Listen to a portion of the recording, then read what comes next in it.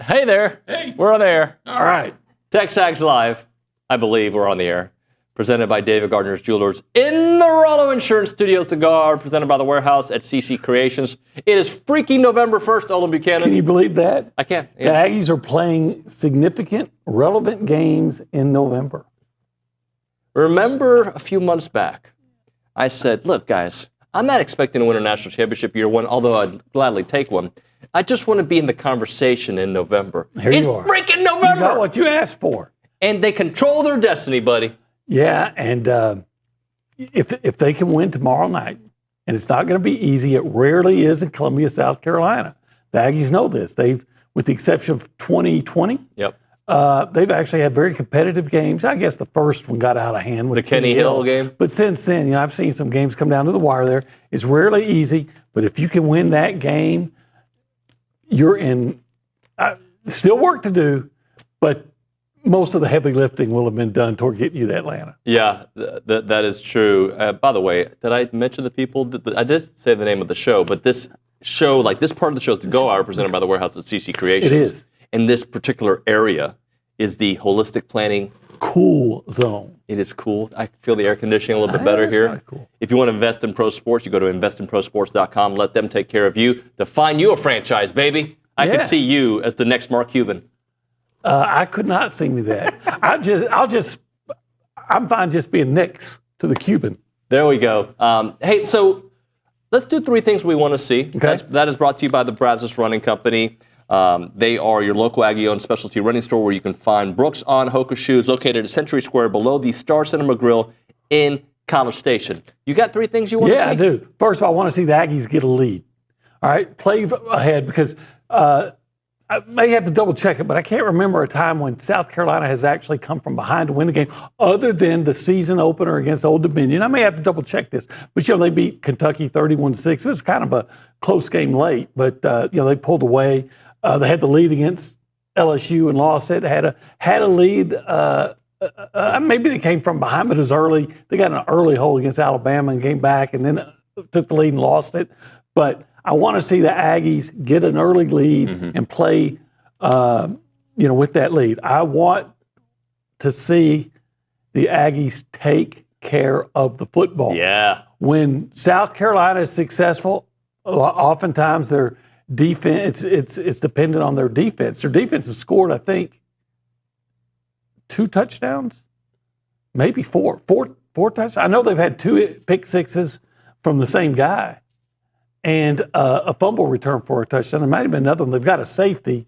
They had one fumble return that just set up an easy field goal. So they've scored points either directly or very indirectly from their defense. And then I want to see the Aggies run the football consistently. Down their freaking throat. Like, a 200-yard game. Now, that may be ambitious against a good South Carolina defense, but I'm not sure exactly how good the South Carolina defense is. I respect it, but once again, teams like I think it was LSU ran the ball on reasonably successfully. Ole Miss, I think, did.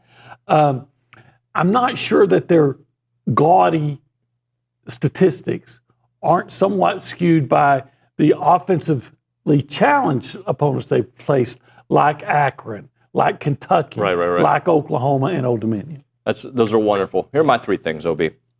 I want to see the A&M defense score and South Carolina's not. I think why not? Yeah, a non-offensive touchdown. Yeah, because I would love to see the defense get something. Scoop and score, pick 6. I'll even take a special teams touchdown because the last time A&M went to South Carolina, what happened on the opening kickoff? No, they returned it for a touchdown. Xavier Legette. Yeah. Yep. You don't want that to happen, right? So let's reverse that. Let's get a non-offensive touchdown to score, right? Because I do think their defense is really good. I am curious how their rush defense is going to handle a team that runs first, right? Because the middle of their defense, I wouldn't say they're suspect. They're unchallenged. Right. All right? Nobody's really trying to run it down their throat. You know how, if they scoop and score, you know how Hope does it? Scooby, scoop and score. Scooby, scoop and score. And I'm going to follow up, and you said it a moment ago, but I'm going to do a copycat. Go ahead. Run it down their throats, okay? Run. Hey, we're just like LSU. We're going to do the zone option read, and we're going to keep getting yards every time. Le'Veon Moss is going to go up the middle, and he's going to enjoy. Just run that right now. Just run it. Choke that chicken. They're the The game stuff. The games. Because the he gamers. rushed down the throat. And Marcel. OB, you about to laugh? Oh, man. 3, 2, 1. Text from management. Yes, OB, they want to see us in their office in a minute. Marcel Reed, I would like to see a deep shot touchdown. Yes. All right? Yes. Because everybody's expecting he's just going to run. Yeah, I know he had that one pass to Noah Thomas, but what is he going to have to do? This is the voice they use. When he tries to do it all game long. Well, Noah Thomas, Jabri Barber, Cyrus Allen, Jenny Walker in the second half, Moose, whoever. Yeah. If you go over the top, that's going to make those. Yeah, it's going to make those safeties have to play back and open up more opportunities in that run game. It all works in concordance. Did you know, this is a fact, if you put your hat on backwards, you can win in arm wrestling? Did you know that? Over the top? Yeah, I did not know that, but I guess. You've never seen the movie Over the Top? Yeah, I did. Okay. Bull Hurley or something? Bull Hurley. Look at that memory, young man. She has no idea what we're talking about. Nick has no. Does Nick know? Dick does not know. Over the Top. You got to know Bull Hurley. Yeah, basically Rocky, Rocky Balboa, he became a truck driver, a divorced truck driver, and he became a arm wrestling champion. Yeah. Because he put his hat on backwards. Because he put his hat on backwards and he just kind of redid the grip. Yeah. Just a little redo. Yeah. A little redo. This has nothing to do with what. It's kind of like on Rocky II when he changed his style, went from southpaw, South Jersey to a right-handed fighter. That's right. The other thing I already did those 3 things. I want to see Marcel go deep. Marcel go deep. Yeah, why not? Look for Noah. And if it's Connor, because I don't know if it's Marcel, I'm assuming it's Marcel. If it's Connor go deep. Yeah. Whoever's out there playing quarterback, just avoid interceptions, avoid turnovers, and get big plays, and avoid giving up big plays. I assume it's Marcel because, for a couple reasons. A, you just saw the offense look amazing against LSU, and in the first half they did, right? That's the A. The B, because I know this team is very good at getting after the quarterback, I think you're going to have somebody who can move. And Connor, I used to think of him as fast-ish, has not been fast-ish this year. Yeah, well, Connor can scramble, but Marcel's more elusive and faster. Yeah. And the one thing I worry about Marcel is just his size, right? He's not the biggest dude, but I mentioned this to McGee yesterday. If you watch some of those highlights, he did a really good job as the defense was coming down on him, contorting his body in a way to kind of buffer the shots. He's probably been dealing with that his whole life. Yeah. So he's kind of like Kyler Murray. Kyler Murray always knows when to get down and slide. Yeah. Protect himself. Put his headsets on for video games. He even here would criticize him for that, but I just think that's smart. Yeah, just stay healthy. So let me tell the people what we have on the show today. Let's hear it. So the hour number one, we call this the go hour, as I've mentioned. It's just us two, but we have a guest, Bob Sturm, 1310 The Ticket. You ever talked to Bob before? I've never talked to him, but I have listened to him. He's awesome, right? He's great. So we'll talk to Bob here in a few minutes about the Aggies football situation, quarterback situation. We'll just talk about college football with him. He's great. But I'm only doing the go hour today because we have to catch a flight. We got to go. We got to go. In an hour. So Richard Zane is tagging in at 9 o'clock to talk to SEC Mike and Billy Liucci. Okay. And then he'll help out. Is he still hungover from that Dodgers World Series victory? The Dodgers won the World Series? Yeah. I didn't know that. Yeah, Richard told everybody. Oh, my bad. And so we will we'll talk to Sturm, we'll talk to SEC Mike, and then, of course, the McKinney brothers after that. But let's do this. Let's go around the room. Let's do. Let's say hi to the people. If you want to be a part of the conversation, we can take a couple calls throughout the show. 979-693-1150. We will pick it up on the Boss Firearms hotline. If you text the show, that's the same number, 979-693-1150. We will pick it up on the Little Sluggers text line. Age-appropriate baseball fundamental classes in Aggieland, Houston, Austin, and Brenham for kids 2 to 8. Sign up for a free trial at cotosports.com. That is COTO sports.com. That's something we would have done when Quinn was a kid. Coto Sports? Yeah, we would have. We did everything with him, Were you a good baseball player? No. I was actually, believe it or not, a pretty decent football player at one time. At one time? What about basketball? Oh, I was terrible at basketball. All I did was play defense and rebound. What's up, son? That's it. What up, son? We go say hi to Nick Savage behind the glass. Hey, Nick, how are you? Howdy, good morning, y'all. He's a good basketball player, right? He is actually good. Oh, yeah. He's a tryhard, but he's great. good. Oh, yeah, sure. That's funny. That's pot, meat, kettle. But anyways, Yeah, I feel like you're taking a shot at me, David, with the backwards hat thing, just because I had it on today. No particular reason. No, I actually did not know you had your hat on backwards until you pointed it out. Seriously. Okay. I'd tell you the truth. Yeah. He said over the top. It made me think of the movie, and then we did the hat backwards thing. That's the only reason. It's like Armros and Roninger. Yes. Yeah. He thinks you look like Broninger. Yeah. Well, I'll take that as a compliment. But anyways, going into the Williams-Brice Stadium, A&M, going to be a tough test. We all know that. It's going to be a fun environment. Me and Matthew Dawson were looking over at yesterday. Matt Browning on the Fan Show said something like South Carolina was like 6-0 in night games. I think we actually figured out they're like 8-1 over Beamer's period of coaching there. So still pretty good, still really good record. 8-1 or something like that. Yeah. Wow. But it's going to be tough. But as they say, if you ain't in my jersey. He dropped the mic there. So South Carolina, according to Matt Browning, who is a Fan Show expert, right? He said they were 6-0 in night games under Shane Beamer. Then Matthew Dawson and Nick Savage fact-checked him. Yeah, because the Aggies beat them at night like a drum in 20. Was that not Beamer, though, in 2020? I guess maybe that was. Okay. I don't think it was yet, but I think the one loss was to Clemson. Their only loss at night was Clemson. Huh. Under Beamer, okay. Okay. Well, I know in 2020, A&M played them at night. I guess that was before Beamer. And, like I said, pounded them. Yeah. Pounded the poultry. Let's go to the Angry Elephant News and Social Center. Aggies gather at the Angry Elephant. Our good friend Greg Jasper, I owe you a text. What's going on, Polanski? McKinley Polanski. Good morning. What's up? What's up? Nothing much. Just happy it's Friday. Go ahead. It looks like you had a thought. No, I don't. I'm just happy it's Friday, but I'm going to be happier on Saturday when the Aggies are, hopefully closing out. What will it be? An 8th straight victory? That would be phenomenal. And if not, I'll be a depressed person. Yeah. That's just the truth. Sports depressed, not real depressed. McKinley, what do you have for us this morning? Yes. The Texas A&M baseball team finalized its 2025 schedule Thursday morning, announcing their non-conference slate. The Aggies opened their 2025 campaign with an 8-game homestand at Olsen Field at Bluebell Park, starting with a 3-game set against Elon February 14th through the 16th. Texas A&M then hits the road for the first time as it travels to Minute Maid Park for the Astros Foundation College Classic. Awesome stuff there. That actually kind of reminds me, OB, we got a lot of content coming out over the next 24 or 48 hours. So obviously we have our typical post-game duties. You got the post-game wrap. You have your columns, and you'll have stuff on Sunday as well. So we got the normal stuff.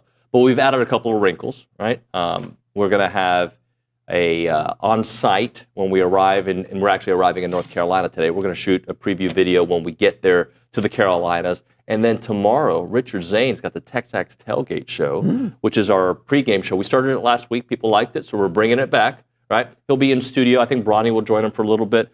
I will try to join them from South Carolina, and I think you're going to try to join them from South Carolina at some point. Man, if they want me in the show, I'm going to be in the show. You're going to be in the show. I'm the show. I like to attend the party. I want to go to the party. You are the party, OB. The party doesn't start till you get there. Put a lampshade on my head. We need to hit a break here in about a minute or so because I want to be on time for Bob Sturm. But I want to ask you, give me a couple of matchups or a couple of players to look out for on the South Carolina side. Well, I think the first key matchup we're going to talk about is the A&M pass protection against the South Carolina pass rush. South Carolina has produced 28 sacks. They're led by the Georgia Tech transfer, Kyle Kennard. He's 8.5 sacks. I think he leads the SEC. And what a great matchup. Because he'll move around and line up different parts of the line. But when he's on Trey Zoon, you're looking at the SEC's sack leader against a guy that's given up, I think, no sacks, maybe one all year. So that's going to be a great individual matchup. But line to line, that's going to be a heck of a matchup. And then I think you're also going to see a great matchup between the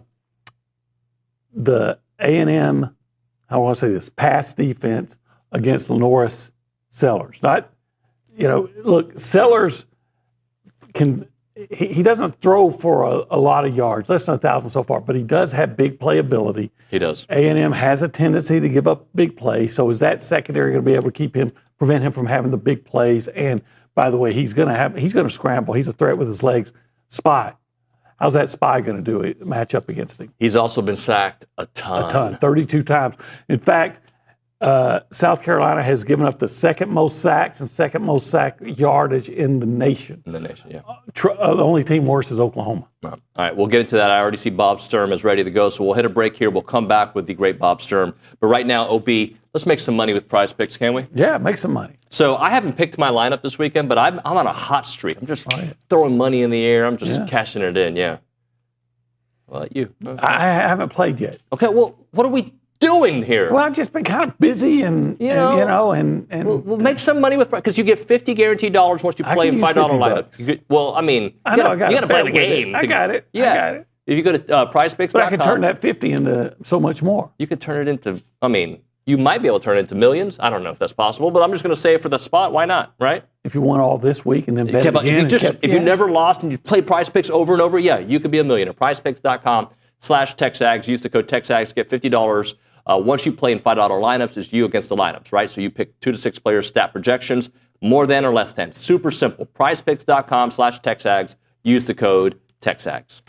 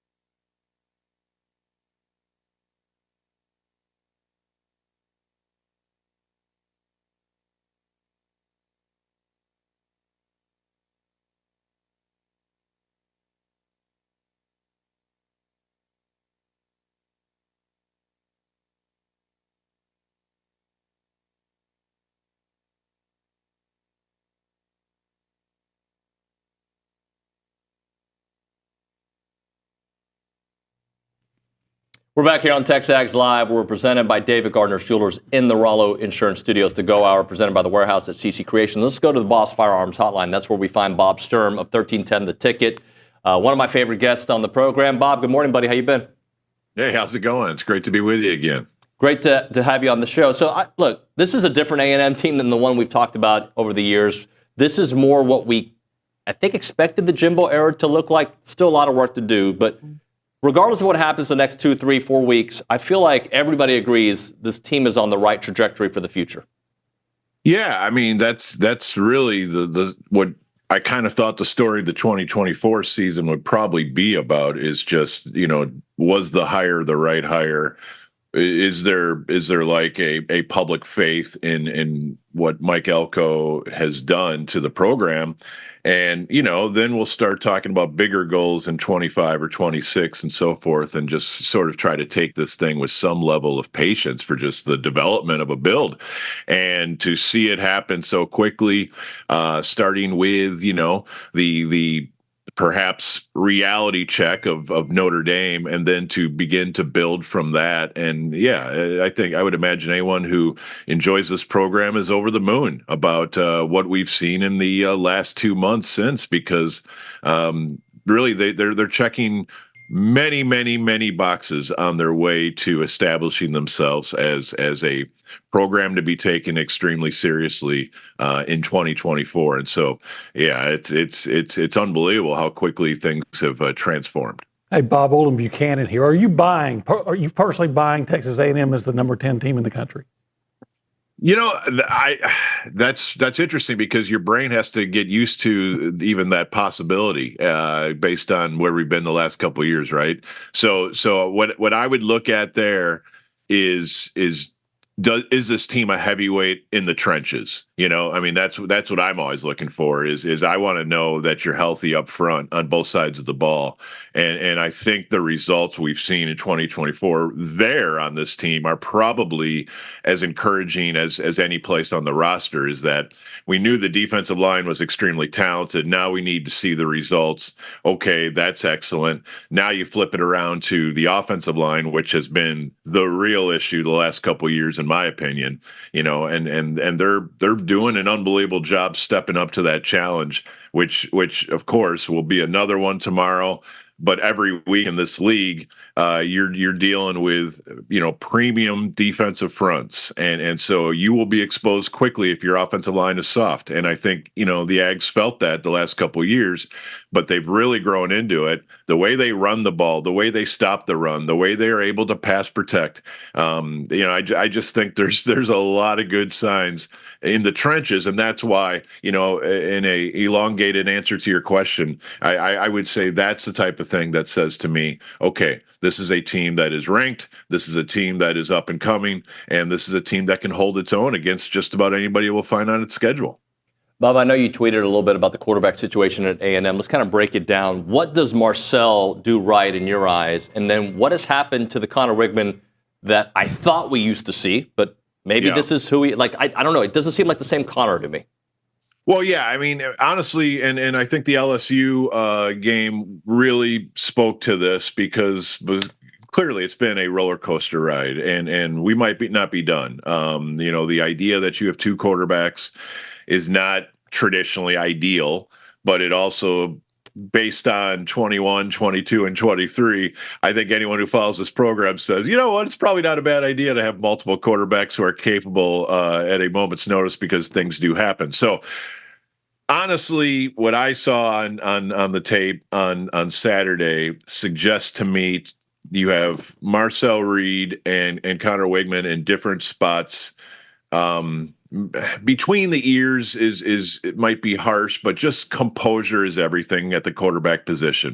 Processing, being able to slow down your mind as 11 dudes are trying to hit you, and it's not for everyone. It's definitely not something I could ever fancy myself figuring out. But these guys are capable. And when you see one guy speeding through his reads and sort of trying to get the play over with, and another guy seemingly very calm, even on those zone reads where Marcel keeps it, you can tell that he is able to sort of outfox a linebacker who's waiting to see which gap he's going to attack. And you see this from top end running backs in the NFL, is that they can sort of patiently outweight a linebacker who's like, is he going to the A gap or the B gap? And you sort of mess with him. But imagine, the mindset of like you're in the Matrix for a second. I mean, so much chaos is happening, and yet you're able to see that moment and to basically play games with the second level defenders, and to see Marcel Reed do that as a redshirt freshman after he checks into a game he wasn't in, and he had to be prepared to be in there in a moment's notice. But to see him do that, guys, I think that's where you really get confident that his composure level is much higher than Connor's. And now Connor, I want to be careful here, because a couple years ago, I remember the Ole Miss game in 22, for instance, was a game where he looked like he was also very capable of calming himself down and just allowing the game to come to him and not be seemingly in full panic, and the footwork gets messed up, and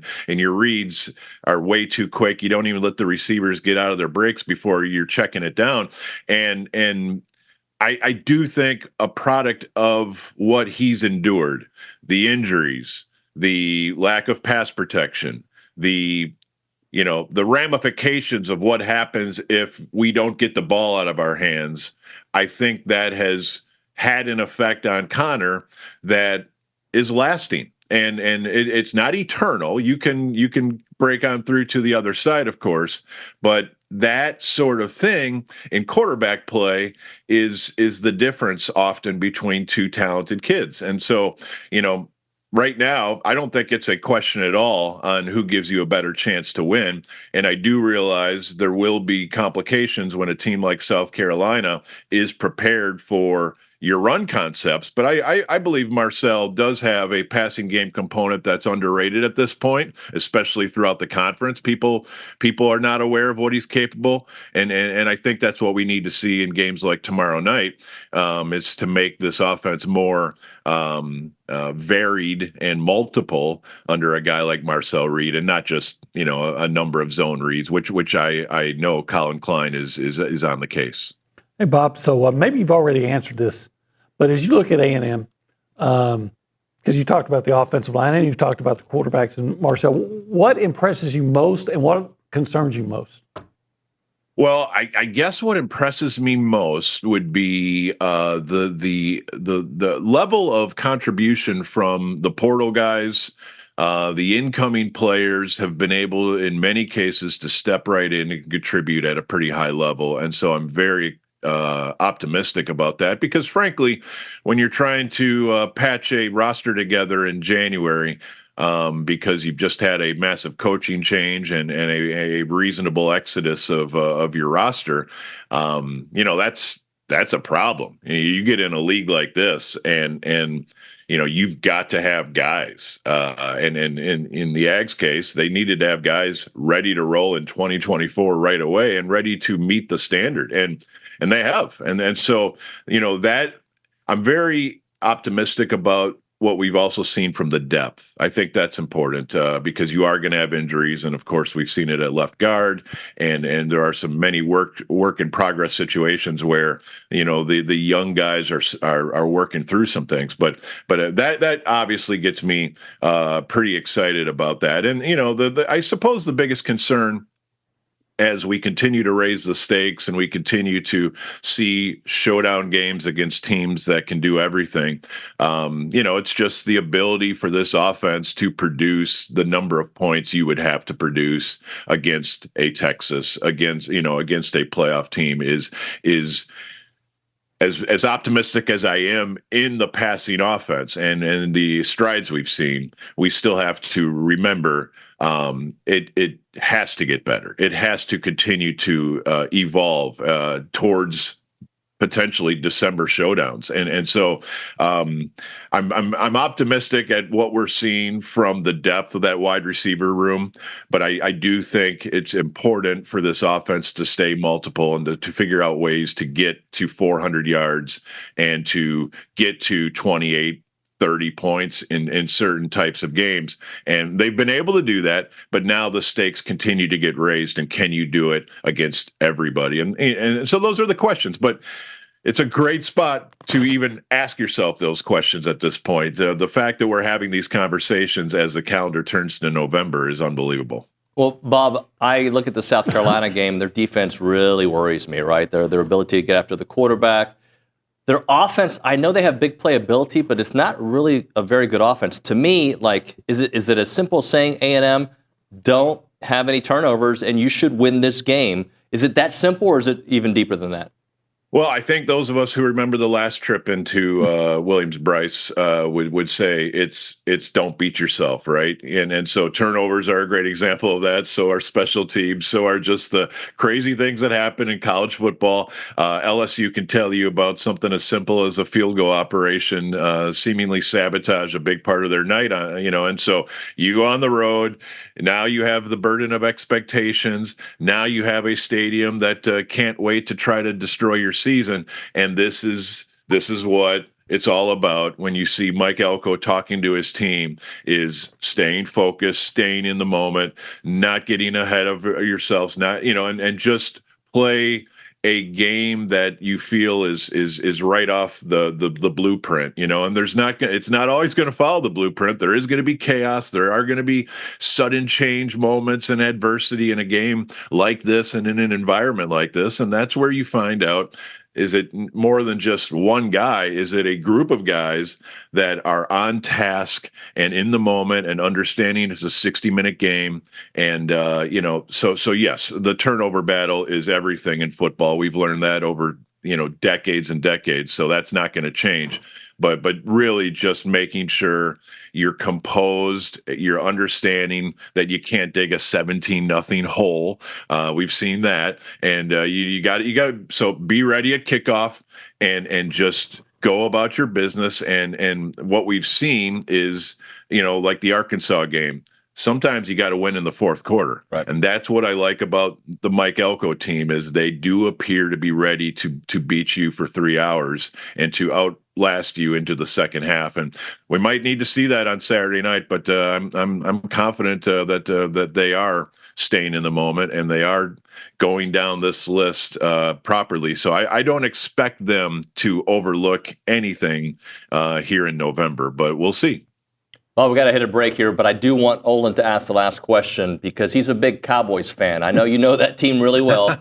OB gets very frustrated with a couple of individuals over there. OB, you just take it whatever direction you want. We got about a minute left. Yeah, first of all, do you expect a change in coaches after this season? And Yes. where's this team going? Where's this team going the rest of the year? Your first question was easier. Yes, I do expect a change in coaches. I think that's been telegraphed, and I kind of think it would have already happened if Jerry didn't want to let him leave. I think Jerry wants Mike McCarthy to stay here all season and deal with it just like everybody else. And then where they go from here, my friend, that is way more than a 30-second answer. They've got a lot of work to do. There's a lot of mystery. We know who their quarterback and wide receiver are going to be, but everything else appears to be subject to change. And I assume we're going to see a lot of change here in the early stages of 2025. Bob, you're one of my favorites, man. Thanks so much, and we'll see you soon, all right? Anytime. Great to be with you guys. Thanks, Bob. His daughter goes to A&M, so he's in town. Understand. He's in town often. We'll take him to 1775. You know what? That's the ultimate show of friendship. Right? You get barbecue, good people. Good people. Back to the barbecue. Queso mac and cheese. Oh, my God, bro. Can you imagine Bob Sturm just going to town on that with his hands the way you eat the queso mac and cheese? Well, I've never seen Bob eat. Right. But that's how you do it. I've seen it. Just dripping cheese down your arms. If he's anything like me, just put it in a trough. Yeah. And I'll just go to town. Actually, I'll just not go to town. I'll go to 1775, which is just a little bit out of town. But it's definitely, it's close by, and it's definitely worth the extra minute or two it takes to get out there. Burnt ends. Burnt ends. Who doesn't love a burnt pork end? Ribs. Come on. Brisket, sausage, turkey. Oh. They got some chicken out there. They got some chicken. Since we're playing the chickens tomorrow night. Yeah. Don't choke on it. Go barbecue those chickens. They're open Thursday through Saturday, 11 a.m. until they're sold out. Their online ordering turns off at 10 a.m. The address, 8203 Raymond Stosser Parkway in College Station, 979-492-6241, 1775 TXBBQ.com.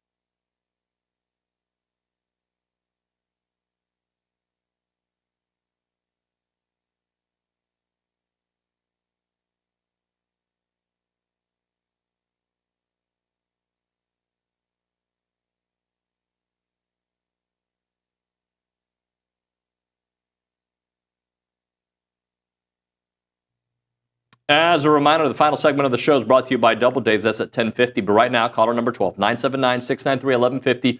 We're going to hook you up with your choice of a dozen pepperoni rolls or a large one-topping pizza from Double Dave's, serving Aggieland since 1984. They've got your favorite pizza and, of course, those world-famous pepperoni rolls, reliable in-house delivery, bringing piping hot goodness straight to your door. Just click on doubledaves.com and your favorites are on their way. It is now time for Pick 6, presented by Prize Picks.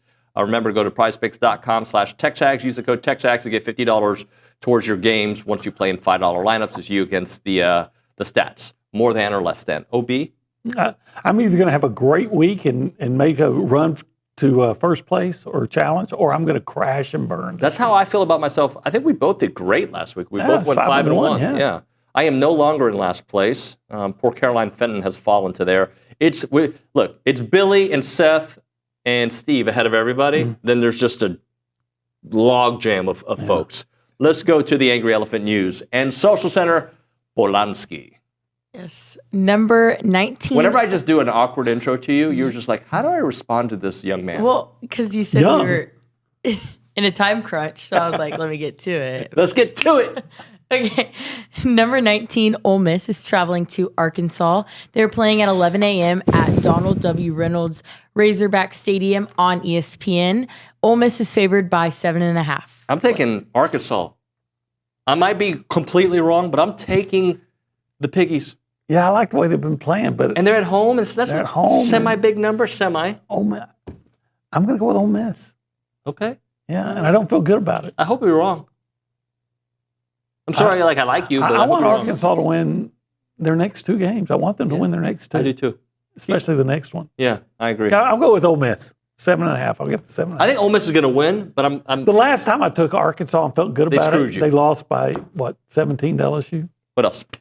Number 4, Ohio State is traveling to number 3, Penn State. They are playing at Beaver Stadium at 11 a.m. It will be on Fox, and Ohio State is favored by 3.5 points. Ohio State's got a lot of injuries. They have not played well recently. I think Penn State's got some injuries too. Drew Aller, didn't he get hurt, a little bit hurt, a little banged up? I'm going to take Ohio State. I'm going with the Buckeyes. Yeah. Next.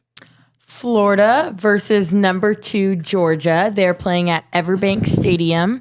It will be on ABC at 2:30 p.m., and Georgia is favored by 16.5 points. I'm taking Georgia. Yeah, you know what? That's a big number, but I'm taking This is what I'm saying. It's a rivalry game. Florida's actually been playing better football of late. So I'm going to take the 16.5. I think Georgia wins. Yeah. But it's a rivalry game. I'm going to take 16.5. Like I said, I'm either going to have a great week or I'm going to crash and burn. I'll probably crash and burn. But I'm going to go ahead and take I don't want you to crash and burn. I want the 3 guys in first place to crash and burn so I can catch up. But that's not going to happen. I'm going to take the Gators. And actually, I'm going to take the 16.5 points. That's what I'm going to take. All right, next, Polanski. Louisville is traveling to number 11, Clemson. They are playing at Memorial Stadium at 6:30 p.m. It will be on ESPN, and Clemson is favored by 10.5 points. I'm taking Clemson. I'm taking Clemson. Yeah. Howard's Rock, the SO Club. Pardon? Howard's Rock, the SO Club, Death Valley, all the things. All the things that make Clemson. Clemson. I'm going with Clemson. All right, Polanski. Kay Klubnik. Number 18, Pittsburgh is traveling to number 20, SMU. Big game. Yeah. They're playing at Gerald J. Ford Stadium at 7 p.m. on ACC Network. SMU is favored by 7.5 points. Oh, I hate that half. So, yeah, I hate it too. You know who the quarterback is at Pitt? Eli Holstein. Who was once committed here. Yeah, former A&M commit. And former Alabama backup. Yeah. I don't know, man. I think I'm going to take Pitt with SMU to win. Yeah, I hate that half point. Mm-hmm. But you're going opposite. Crash and burn or do great. SMU. So here we go, ponies. Here we go. Last one, and it's A&M. That's what I'm telling you. You can read it, though. You can read it. Oh, okay. Number 10, Texas A&M is traveling to South Carolina. They're playing at 6:30 p.m. at Williams-Brice Stadium on ABC, and Texas A&M is favored by 2.5 points. I am going Aggies. I am worried. I'm worried. Yes, because I'm always worried. You are. You're a worrywart. I am. There's a few times I've said, I think we're going to win by double digits, and I've been right a couple times. this is how I feel. A&M either wins by a field goal or they destroy them. And I know that you can't you can't do both, but that's what my gut is like. It's either going to go exactly like everybody's talking about, super tight until the fourth quarter, or A&M's going to get up 10 points early and they're going to cruise. Yeah. Cock-a-doodle don't. Well played, sir. Okay. Well Cock-a-doodle played. don't. Going with the Aggies. They're going to block them out. You're going to block that. Don't say it. Don't rhyme. No, they're going to block that pass rush. Okay, good. They're going to block those linebackers. They're going to block them all the way down the field. All right. Were you thinking about rhyming at one point? Well, I think the clock is they're not going to be stopping the clock or anything like that, no. All right, we're going to hit a break on that note right now. Bird dog. Bird dog. You know, I'm a hunter. Yeah, I know. I'm not officially one yet, but in a week, I will be coming back from being like, I shot at least one bird, you know, and it's not going to look like I've shot the bird a few times. It's not going to look like a political stunt, you know. It's not going to look like that. It's not going to be like, oh, Nuño. It's not going to. It's going to be like, dude, that guy is actually good. You know why? Because you got what? Good Hunter instruction? Shirtliff taught me, right? Yeah. And I was pa pa pa.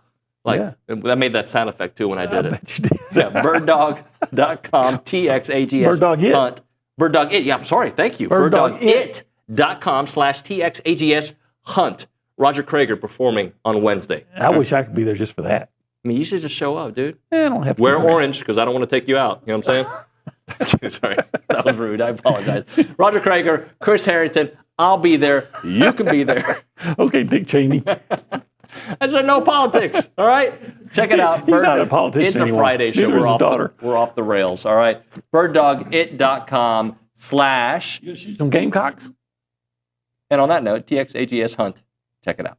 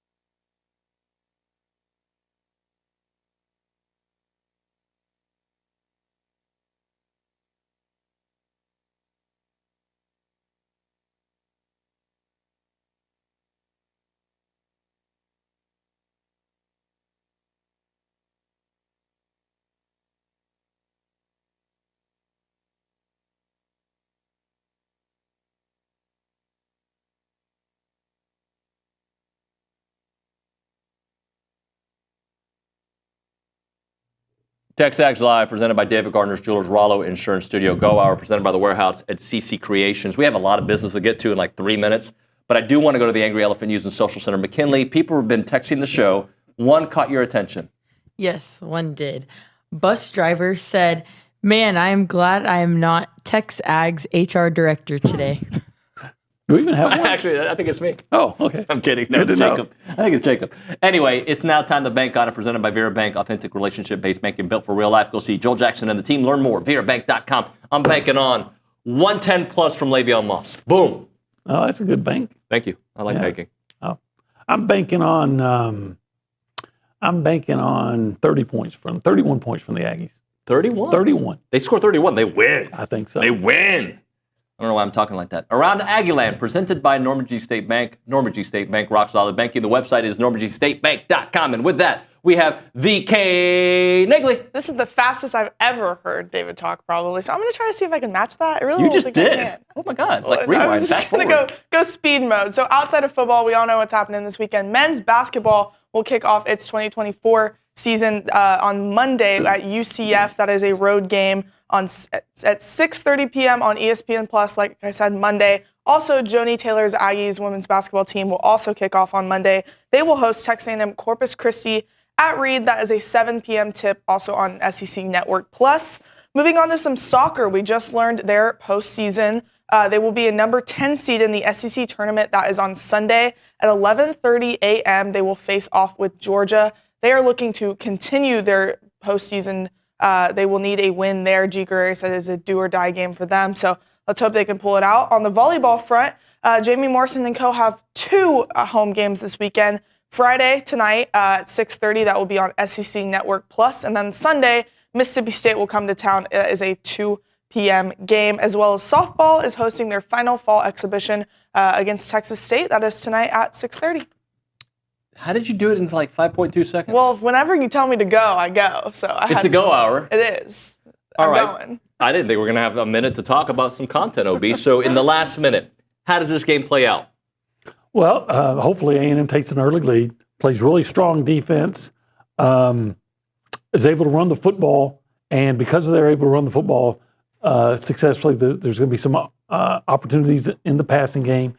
Play good defense like they always do, and A&M wins this game comfortably, 31 to 17. 31-17. How do they score? How does South Carolina score? Oh, they'll probably get a big play. Yep, that's been pretty much a staple this year. And then maybe as A&M gets comfortable, they score in late, come in late. Got to respect them to some degree, but A&M I do respect them. And A&M has not given up more than 23 points to an opponent all this year, and I don't see that changing. All right, thank you, OB. We're going to be heading out to the airport here in a moment, but this is the rest of the show. Richard Zane tagging in. He'll take over my spot for the remainder of the show. He'll have SEC Mike. He'll have Billy Liucci. He'll have the final countdown with the McKinney brothers. Thanks so much for watching the Go Hour, presented by the Warehouse at CC Creations. The rest of the show coming up in 2 and 2, actually a little bit more.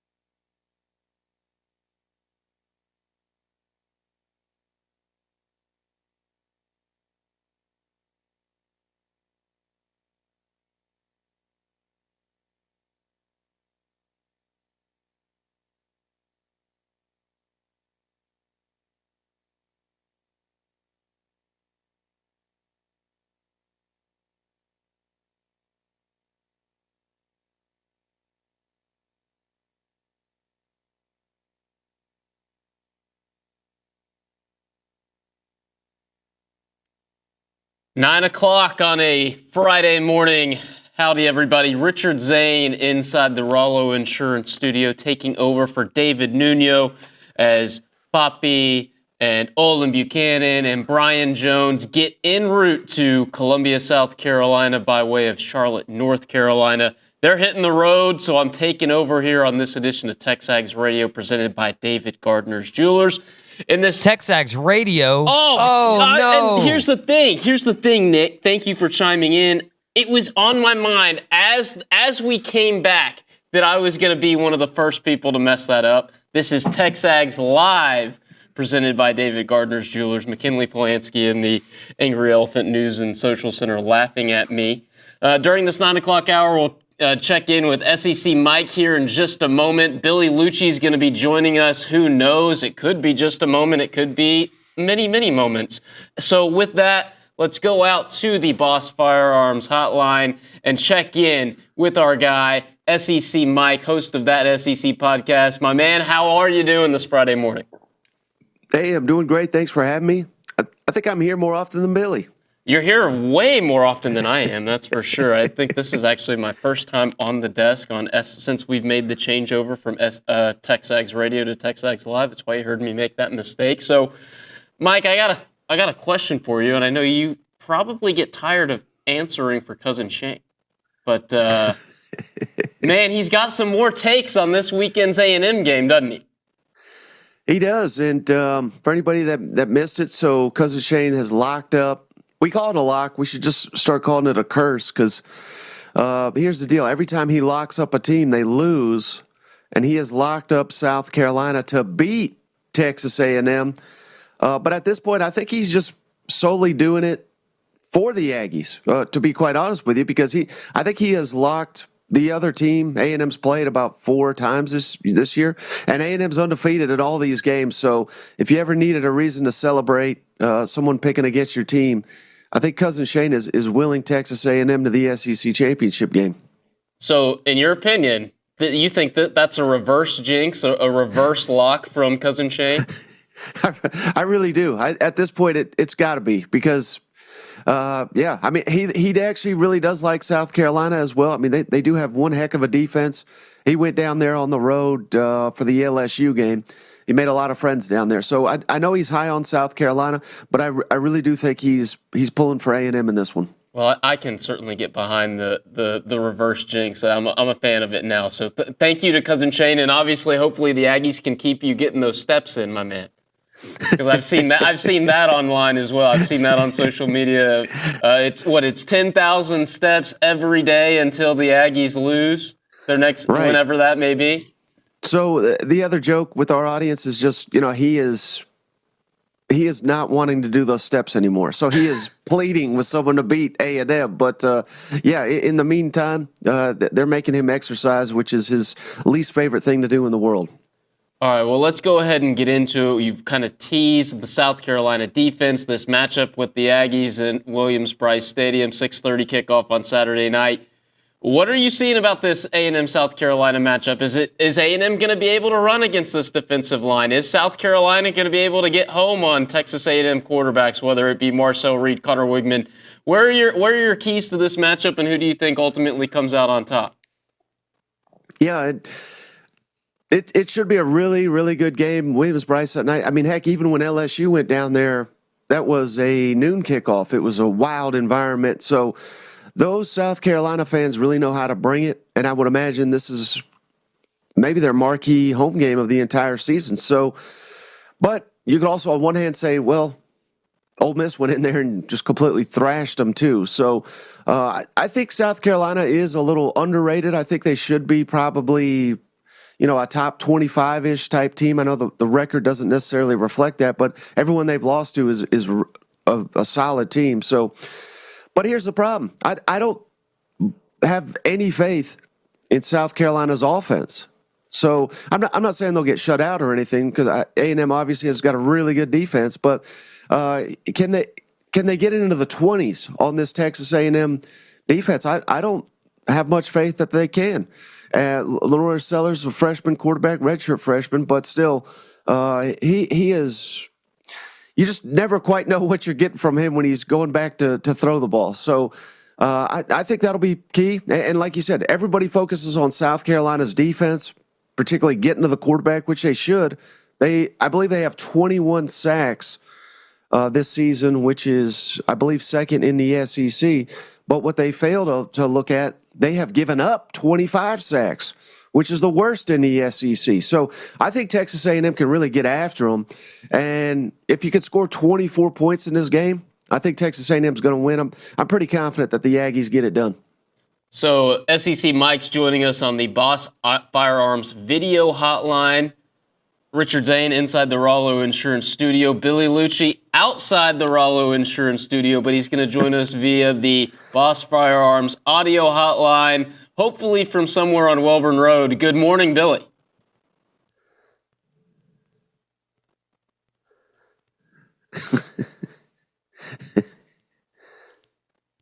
Really? I sound panicked?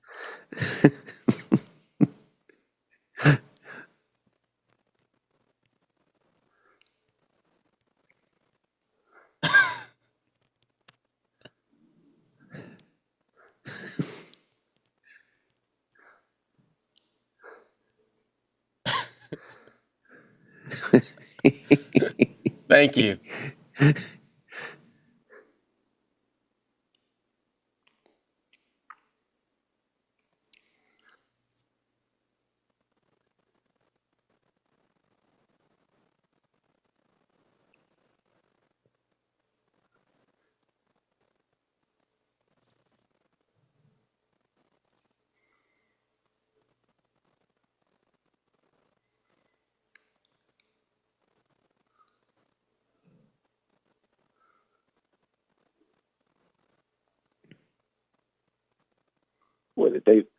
Their SEC road game, the only one they've played so far has been at Vanderbilt. Think about that. We are past Halloween now. We're in November. They've played one SEC road game. Am I wrong in saying that? I'm pretty sure that's accurate. No, you're 100% right. And I even went through the schedules in the last 10 years. There's only been one SEC team that their first first away game came this late. It's literally only happened one time in the last 10 years in the conference, and they gave it to the Longhorns their first year in the league. And it was in Nashville. I mean, but what I was saying last week was I was talking about how big a swing. I was talking about how big a swing it was with between playing in Death Valley and playing in Kyle Field, for both teams. And I think Williams-Brice is up there in terms of environment. I think it's the most underrated. People around the SEC understand it, but around the country, I think it's the most underrated home field advantage in this league. But what you pointed out, the sacks allowed, everyone's talking about this South Carolina defense. The reason why is because they're trying to figure out how you can pull off an upset, right? What people aren't talking about enough, and you alluded to it, is that A&M defense. What are they going to do to this South Carolina offensive line? What are they going to do to Lenore Sellers and the time he has to throw when he drops back? Well, and not only that, but South Carolina is also really lacking in offensive weapons outside of Rocket Sanders. He's an outstanding running back, and Lenore Sellers, who I think he's got massive potential, but he's still not there, in my mind, as an elite SEC quarterback. But the receivers it's almost a travesty how bad their receivers are. Now, they are getting back Jared Brown. He's not played in a couple weeks. He's a transfer from Coastal Carolina. He was supposed to be their number one. So maybe he steps up, and maybe he has a big game. But that's a lot to ask when A&M's got the blanket to throw on him. Well, and BJ Mays as well. By the way, I'm back in studio, Mike. Are you not in costume today? I was kind of hoping we'd get a Halloween. I saw y'all yesterday. Week. Yeah. I'm blind as a bat, so it took me a minute to realize that Cousin Shane had I'm assuming he was Jelly Roll. Yeah, that's right. He was Jelly Roll. It took me a minute to see that, and then I saw the artwork. Jelly, he's rolling with the Gamecocks. Can you believe it? Well, I want to ask you a few around the SEC questions because this thing's starting to get so interesting. Just asking from an A&M standpoint, because our listeners, I think, have gone through this schedule, the remaining SEC schedule, which is just 3 games. They've gone through every possible scenario, and there's not many of them with only 3 left. But I look at Texas, Georgia, and LSU. Name the 2 games outside of Texas at Kyle Field. Name the 2 or 3 games that are most likely to trip up those 3 teams. Because I'm looking at the schedule and I'm going, man, Georgia's clearly got it the toughest. Georgia's got to play Tennessee and Ole Miss and a cocktail party this weekend, and a Florida team that's on the up. Right, and that Ole Miss game is in Oxford, as well, and those are 3 in a row. So, yeah, those would be very, very difficult. LSU plays Alabama. Of course, that's at Tiger Stadium. As Kiffin likes to point out, they get another night game, so we're catering to LSU again. But they also play Oklahoma, and don't overlook Vanderbilt, too. But, I mean, aside from Alabama, they probably should win, and they may even beat Alabama, but those could trip them up. Texas got, Florida, Kentucky, at Arkansas. That's a treat. Imagine if Arkansas wins this weekend, I'll be a lot more intrigued. I just don't know what to make about Arkansas. I think they're a good team, but they're just, I don't know. They just seem wildly inconsistent. You don't know which version of them is going to show up. No. And the game you left off, Mike, is LSU has to go to the Swamp. No, he said it. He said that one. Oh, you said that? Sorry. Which I think if there's one I could see LSU losing outside of Bama, that might be the one. Going there, I haven't really, DJ Lagway at home. That one could be really interesting. Might be a do or die for Napier. Mm-hmm. But Arkansas this weekend, Arkansas intrigues the hell out of me. You mentioned them against Texas. I think that's the team, like you said, in Fayetteville. They've got Taylon Green when he's going right. And what impressed me the most about Arkansas this year, and we talked all this about Bobby Petrino, and it's been at times their defense has looked really, really competent, borderline good. And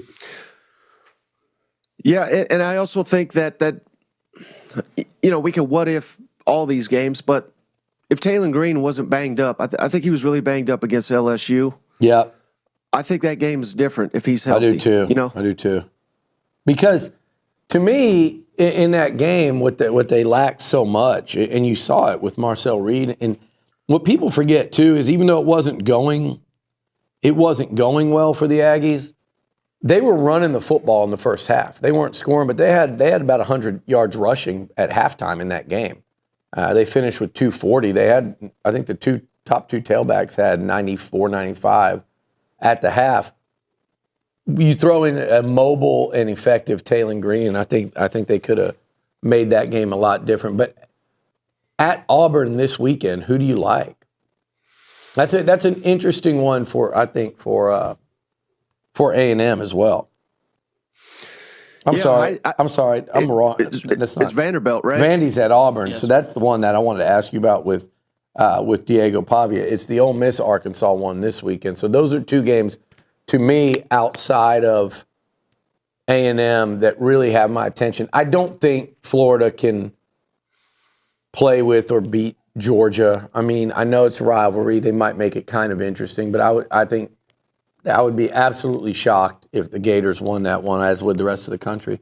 But those are the 2 that have my attention, not just from an interest standpoint, because you have still a ranked team in Ole Miss that seems to be getting better, but you've also got a couple of potential upsets, and you've got teams that A&M will be playing.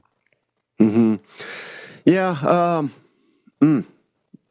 I I'm kind of those are the two I think that are the toughest to predict this weekend in the SEC. But I do like Vanderbilt. I just can't get over the fact that Auburn is, depending on where you look, a touchdown, 7.5 point favorite over Vanderbilt. Because there's nothing that we've seen from those two teams this season that suggests they should be a touchdown or more favorite over Vanderbilt. Vanderbilt's, quite frankly, they've been better.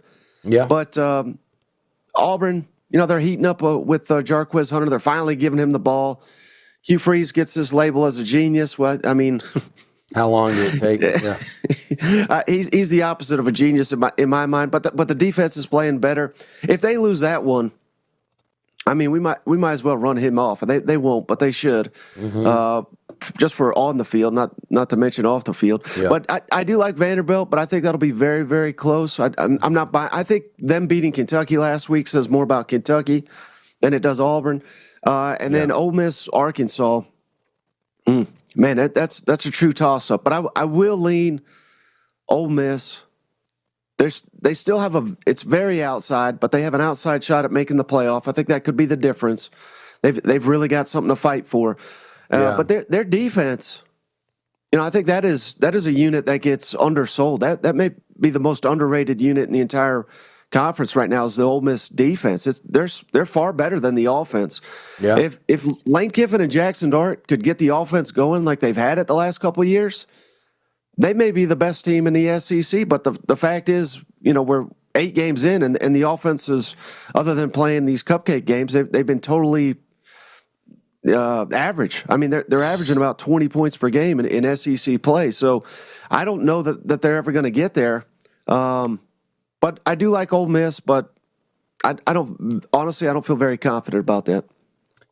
I like Ole Miss in that one too, but it is so strange that it's the offense that's failing Ole Miss. You look in their losses, they did plenty. The defense did all you needed them to do against Kentucky, save for that one deep ball. And at LSU, Garrett Nussmeier sitting at like 40% passing and 225, 230 yards going in that final drive of the game. Now, they did let him catch fire, but the defense is why they're still even have a hope at this thing, right? As far as Auburn, Vandy, it is interesting because they fed the ball to Jarquez Hunter against a flailing Kentucky team that people are so quick to want to jump on momentum as it pertains to Vandy. I mean, to Auburn, apparently even Vegas. I watched them a week earlier. They lost to a Missouri team that lost Brady Cook on the first drive. Drew Pine might be one of the worst college quarterbacks, SEC quarterbacks I've ever seen. And they played 3 quarters with that guy, and Auburn still managed to lose to Missouri. So I don't know where this. I guess we're just giving teams momentum after one quality performance because that was it. I mean, that was it because a week earlier was a horrific performance in Columbia.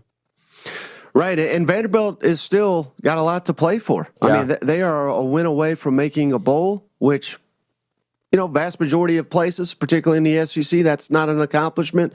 That is one hell of an accomplishment for Vanderbilt if they can get there. And this may be their best shot because after this, they have South Carolina, they got LSU, and they got Tennessee.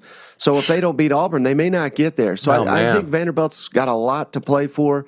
And not that Diego Pavia is ever short on confidence, but you have to imagine he is supremely confident after beating Hugh Freeze the last 2 seasons, including at Jordan Hare last year. Ah, that's right. The last 2 seasons. That's right, Liberty. Well, right. I'll tell you what, by the way, here's my prediction. If Pavia is healthy, a few games from now, my prediction is Vandy over Tennessee. Let's go. That's mine. That's my SEC. That's my SEC. Jelly roll on you. That is my Don't tell jelly roll, but that is my SEC Mike level prediction. I'm calling my shot. So if Vanderbilt beats Tennessee, we're gonna have to see Billy Liucci dressed up as Jelly Roll. Can we do that? We make that bet? I might have the real jelly roll in here. You never know. All right. Mike, thanks so much for joining us this morning. We'll chat with you next week. Absolutely. And one quick thing out the door. I had Dave Bartu, CFB Matrix. He's cracked the code on the playoff rankings. He says Texas A&M is going to be the highest ranked SEC team when the playoff poll debuts next week. Wow, that'd be fascinating. Well, we know what they have to do in order to find out if he's right. So here we go. All right, Mike, I appreciate it, buddy. As always, good talking to you. Take care, guys. See ya. Thank you. Thank you to Mike for joining us, host of that SEC podcast. Billy, got to take a break here. Pompadour, let me tell you something. I'm just going to say, we'll find out how much more fun you can make fun of me and get me into even more of a spiral panic mode on the other side. We're going to do it on this side. There's a new rule at TexAgs. If on Mondays and Fridays when I'm on air, I need notice if you're wearing that hat. Because I can't come in here and double hat with you. Well, you need to check out Nuño, who else is wearing this pullover in the production room while we're in the break, because I don't wear we're those. the Three Musketeers. Those don't fit me good. I'm not wearing that one, so you don't have to worry about that. It's just the hat. Don't go anywhere. You're listening to TexAgs Live, presented by David Gardner's Jewelers on the Zone.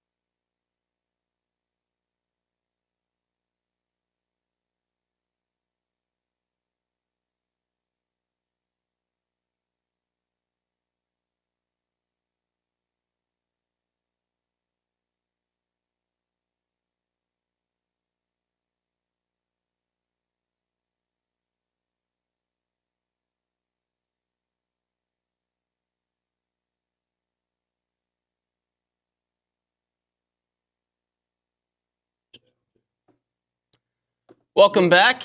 TexAgs Live, presented by David Gardner's Jewelers. Richard Zane, Billy Liucci inside the Rollo Insurance Studio. Clipper. I'm panicking. I'm wearing the wrong hat. What else?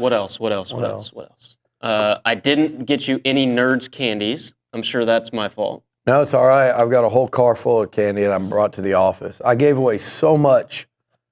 Timed it. You know, a lot of times Halloween, prime trick-or-treat time, like you kind of forget it's Halloween and I go eat dinner. And then I come home and I'm like, gosh, I got all this candy and there's no one coming to the door. You weren't even home for the trick-or-treat? The trick-or-treat. No, a lot of times that happens. This year, I made it a point to come and do that. I actually cooked at home. And, I got most of the candy, or a lot of candy, out the door, but have still a whole bucket of it. So I'm bringing it here, and you heathens will probably be done with it by Monday, if I had to guess. It's a good thing. I need to get rid of it so I don't eat it. It couldn't be sitting at the house. But I do like to come in here and grab a little small candy bar or some Nerd varieties or whatever. A little Reese's peanut butter cup during the show. Today's probably the only day I'll be able to do that.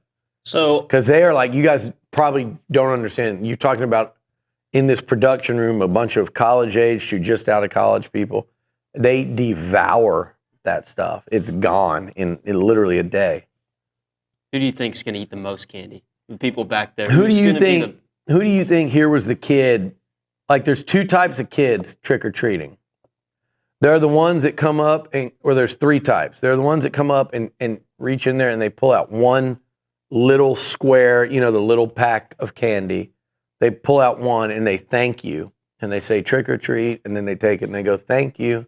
And they walk back to their parents. Okay, that was Nick Savage for sure. Definitely Nick Savage. Extremely respectful young man. And then maybe Katie. I know, you know who Katie could be? There's also the kids that get now their cell phones at like whatever age, and they go like this, and they look in the candy. Oh, they're trying to pick They which one only they want a certain kind, and sometimes they'll even say no thanks if you don't have what they want. But they look with their light, or they look through. And then the third kind is this kid. Yeah, it's Grabs just the a handful. whomp. Okay, And then so I Braun say, and take more. Exactly. Got it. Definitely. Got it. Definitely, Bronny. You know who else low key would do that? Allie. Yep. 100%. Where do you think right Kay on. falls in there? Like, I don't know. Kay, I think, is the one that's probably picking out the right one, like using her phone to pick out the certain one she wants. But I don't see Kay grabbing. Josh Olsey's probably got like a spreadsheet to see how many he should take from each house. And Do you want to? I thought SEC Mike at the end of that last segment brought up an interesting point about A&M being the highest ranked team should they win in Tuesday's college football playoff ranking. It's interesting, and Dave Bartu cracks all the numbers and stuff, and it's a little different. But looking at the resumes, sometimes you got a shot. sometimes you can just do common sense, right? Mhm. You don't have to have a freaking computer formula to do it. So as I sit here without my computer, Well, I've got one. I'm just going to apply a little common sense. It's why I thought, A&M's ranked 10th right now, and I thought you'd see them, if they win this weekend, coming in that playoff ranking. I was thinking more like 6, and we were saying Monday, probably ahead of or when you and I were on, I think probably ahead of Texas. So I said that just off common sense and looking at the resumes, right? Okay, so there's that one. Then the other one I thought about was, then clearly they're going to be ahead of, I think, Texas. You look at Tennessee, which would be the other one. They're going to be ahead of a 2-loss Bama. It's really Texas, Tennessee, and Georgia that you're asking about, right? They're higher than a 2-loss Ole Miss. They're higher than an LSU team they just beat. Those body of works are pretty comparable, but A&M beat LSU, and they beat them by 15, mind you. Remember that. For as close as that game was for a large part of it, Texas A&M beat them by 15 points. The spread was A&M by 1. They outpaced the spread by 2 touchdowns. which is wild again. And they've won 4 out of 5 SEC games by double digits. Mm-hmm. Okay. You look at A&M, Tennessee, and the Vols have what? They both have wins over Florida. Yes. A&M by a much wider margin on the road versus Tennessee in overtime at home. If you're doing common sense and watching that game, you realize they probably should have lost that game. Florida completely gave it away, and you had the Graham Mertz injury. What else has Tennessee? They beat Oklahoma in Norman while Oklahoma was still ranked, but the other common opponent That's fine, but we is know Arkansas. And they lost to Arkansas, and A&M beat Arkansas. Yep. So, and they beat Bama. Tennessee beat Bama. I would put that somewhat comparable to A&M beating LSU. Again, if you're doing the eyeball test, though, you saw A&M beat LSU by 15.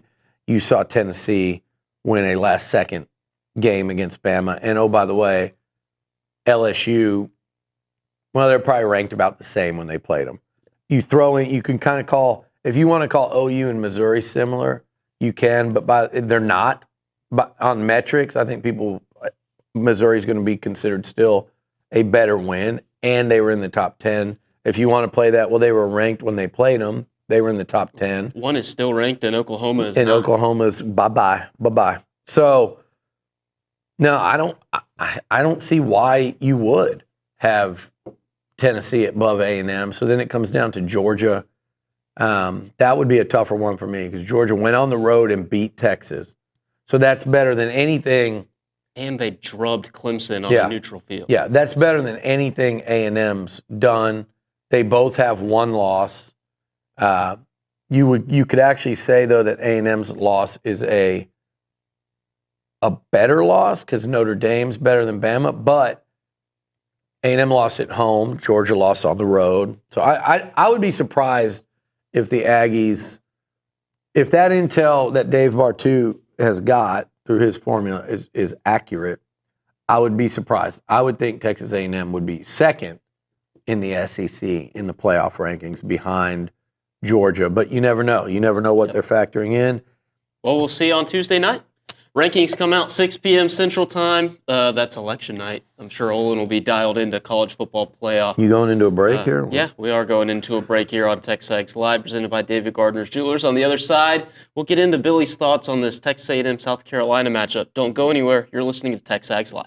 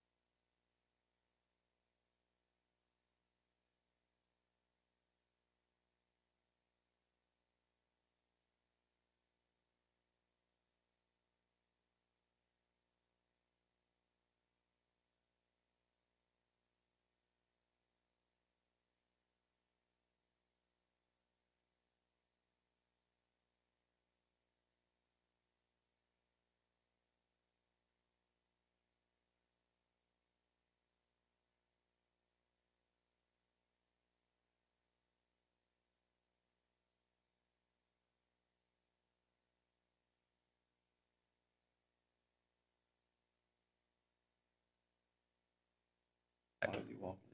He just walked by. Welcome back in. TexAgs Live, presented by David Gardner's Jewelers, 941 on a Friday morning. Billy, Liucci, Richard Zane inside the Rollo Insurance Studio. And, of course, the B team hosting his own radio show for an audience of 7 in the production room.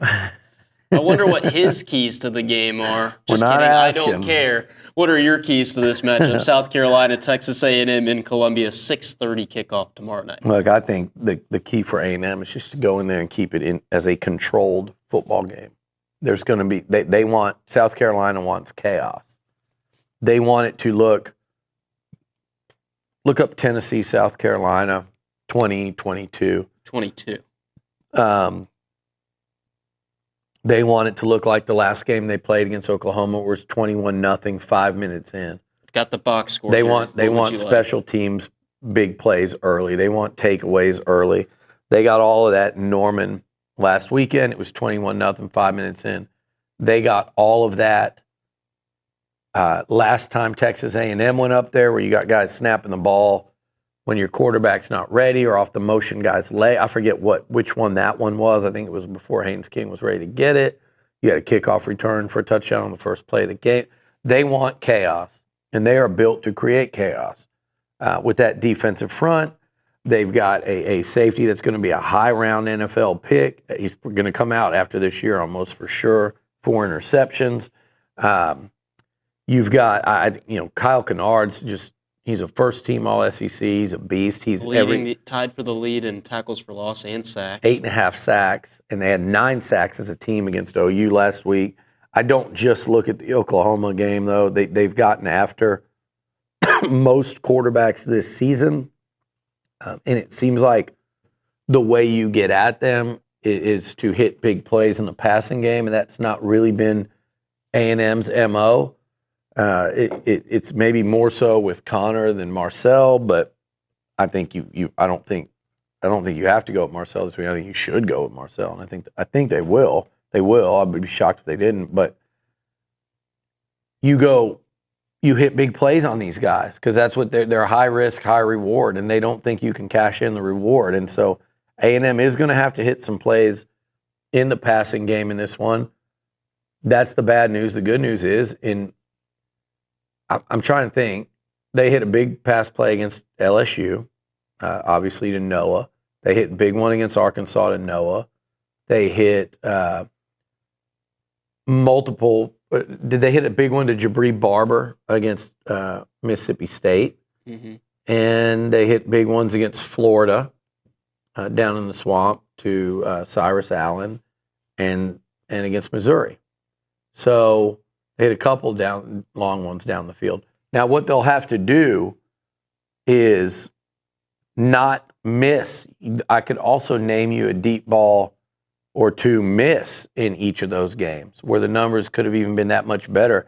They'll have to be on when those shots are available. So what I'm looking for is, can A&M just keep this a straight-up football game, a conventional football game, without a rash of turnovers, special teams, unless the Aggies are the ones on the plus side of that. But just that's how you keep this crowd from becoming too big a factor. They're going to be a factor, but you just go out and play your game, and you play 4 quarters of consistent football.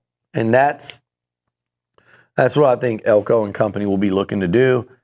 And look, I said it earlier. I understand why everyone's talking about the South Carolina defense, because if they win, it's probably going to be that and some big plays by Sellers. What I don't think people are talking about, because what's happening now is A&M's got a number 10 by their name. Yep. A&M's got a 0 in the loss column in SEC play. So what's happening now is everyone in the country and everyone in the conference is trying to think they're putting A&M on upset alert, which I understand, and I think that's fair. They're putting them on upset alert. It reeks of upset. A&M, emotional, big-time home game. Quarterback comes in, has the night of his life, even though he's played very well earlier, but this was different. This was like, this guy looks like a future Heisman winner in a quarter and a half.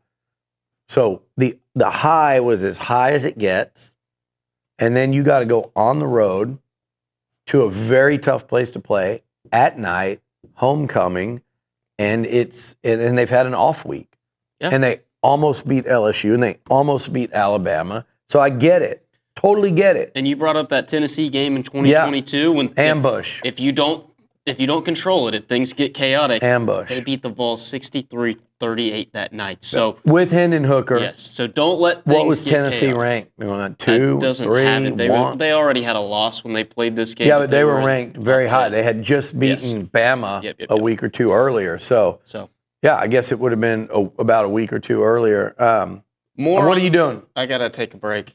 We got to take one more break during the 9 o'clock hour. We're still getting ready I'm for going to finish this point before you go for your break. Ahead. My point is that people are not talking about the A&M defense enough. They're not talking about this defensive line versus the South Carolina offensive line, a group that's allowed their quarterbacks to be sacked 25 times this year.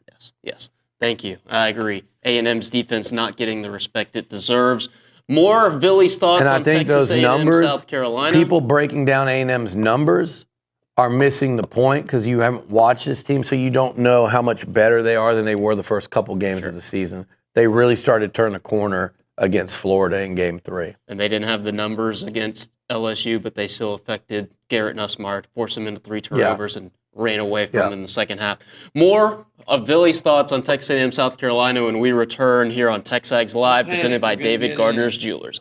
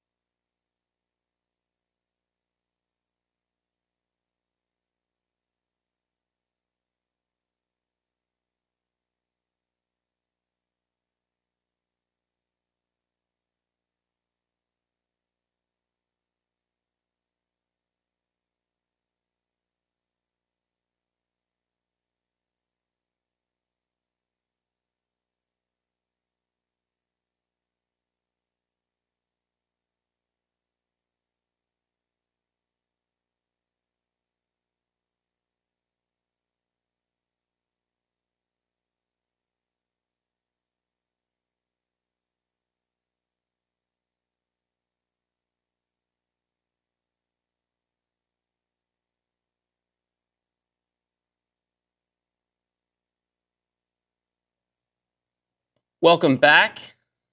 Last segment of the 9 o'clock hour here on TexAgs Live, presented by David Gardner's Jewelers, Richard Zane, Billy Liucci inside the Rollo Insurance Studio. And now it's time to get a read of the text line, the little sluggers text line. It's McKinley Polanski in the Angry Elephant News and Social Center. McKinley? Robbie in H-Town said, I was telling my kids that Marcel Reed looks a lot like Jaden Daniels when at ASU. Your thoughts? Interesting. I like that thought. I watched a little of Jaden Daniels at Arizona State, not much, just maybe a late night game here or there. Certainly knew who he was and how he played when he went to LSU, not to that level. But, yeah, everyone is comparing him to Lamar Jackson, and I do. I see it as a runner. I really do. Me and McGee and Swope were talking about that at lunch yesterday. I definitely see it in the way he runs, maybe even a little bit in throwing motion. But I think at this age, this amount of experience, I actually think Marcel is a better passer. I'm not saying he's going to be, hey, there's Lamar Jackson with a better. And you saw that great throw to Noah Thomas. But at that, 4 games in, 5, you count the Oak State game, 5 games in, really, to his playing career, and he's a redshirt freshman now, but 5 games into that, I do think he's better at throwing the football. I remember when A&M played Lamar Jackson in that bowl game. I don't know how many yards he threw for, but I know he was just running wild on A&M, much like Marcel did to LSU, and that was on a defense with Myles Garrett at defensive end. But the Aggies did a good job of choking that off and shutting it down after halftime. They were trying to make Lamar have to beat them throwing the ball, which he was generally unable to do. The Jaden Daniels thing isn't I don't think that's a bad comparison at all, because I do think there's a great deal of upside for Marcel Reed, the passer, too. But he's just got we're going to watch him get there. But it's interesting that we're going to watch him get there with potential things like an SEC title game and playoffs at stake. That when I say it like that, it makes it sound like it's a bad thing. But if they get there, it might be because number 10 is I called him the other day, the X factor right now in this conference. Yes, absolutely. He's the X factor in the playoff race. If you think about it, and you took A&M as it was, and if Marcel Reed does this, he's the X factor not only for this football team, but also in the SEC title race and the playoff chase. Because if there's one thing that if they play Georgia, I know I see your wrist. You're either spazzing out. 10 seconds. Okay, left. if they end up playing Georgia, the one thing Kirby Smart has always struggled with is the same thing Nick Saban has: mobile quarterback. Final countdown next on TexAgs Live.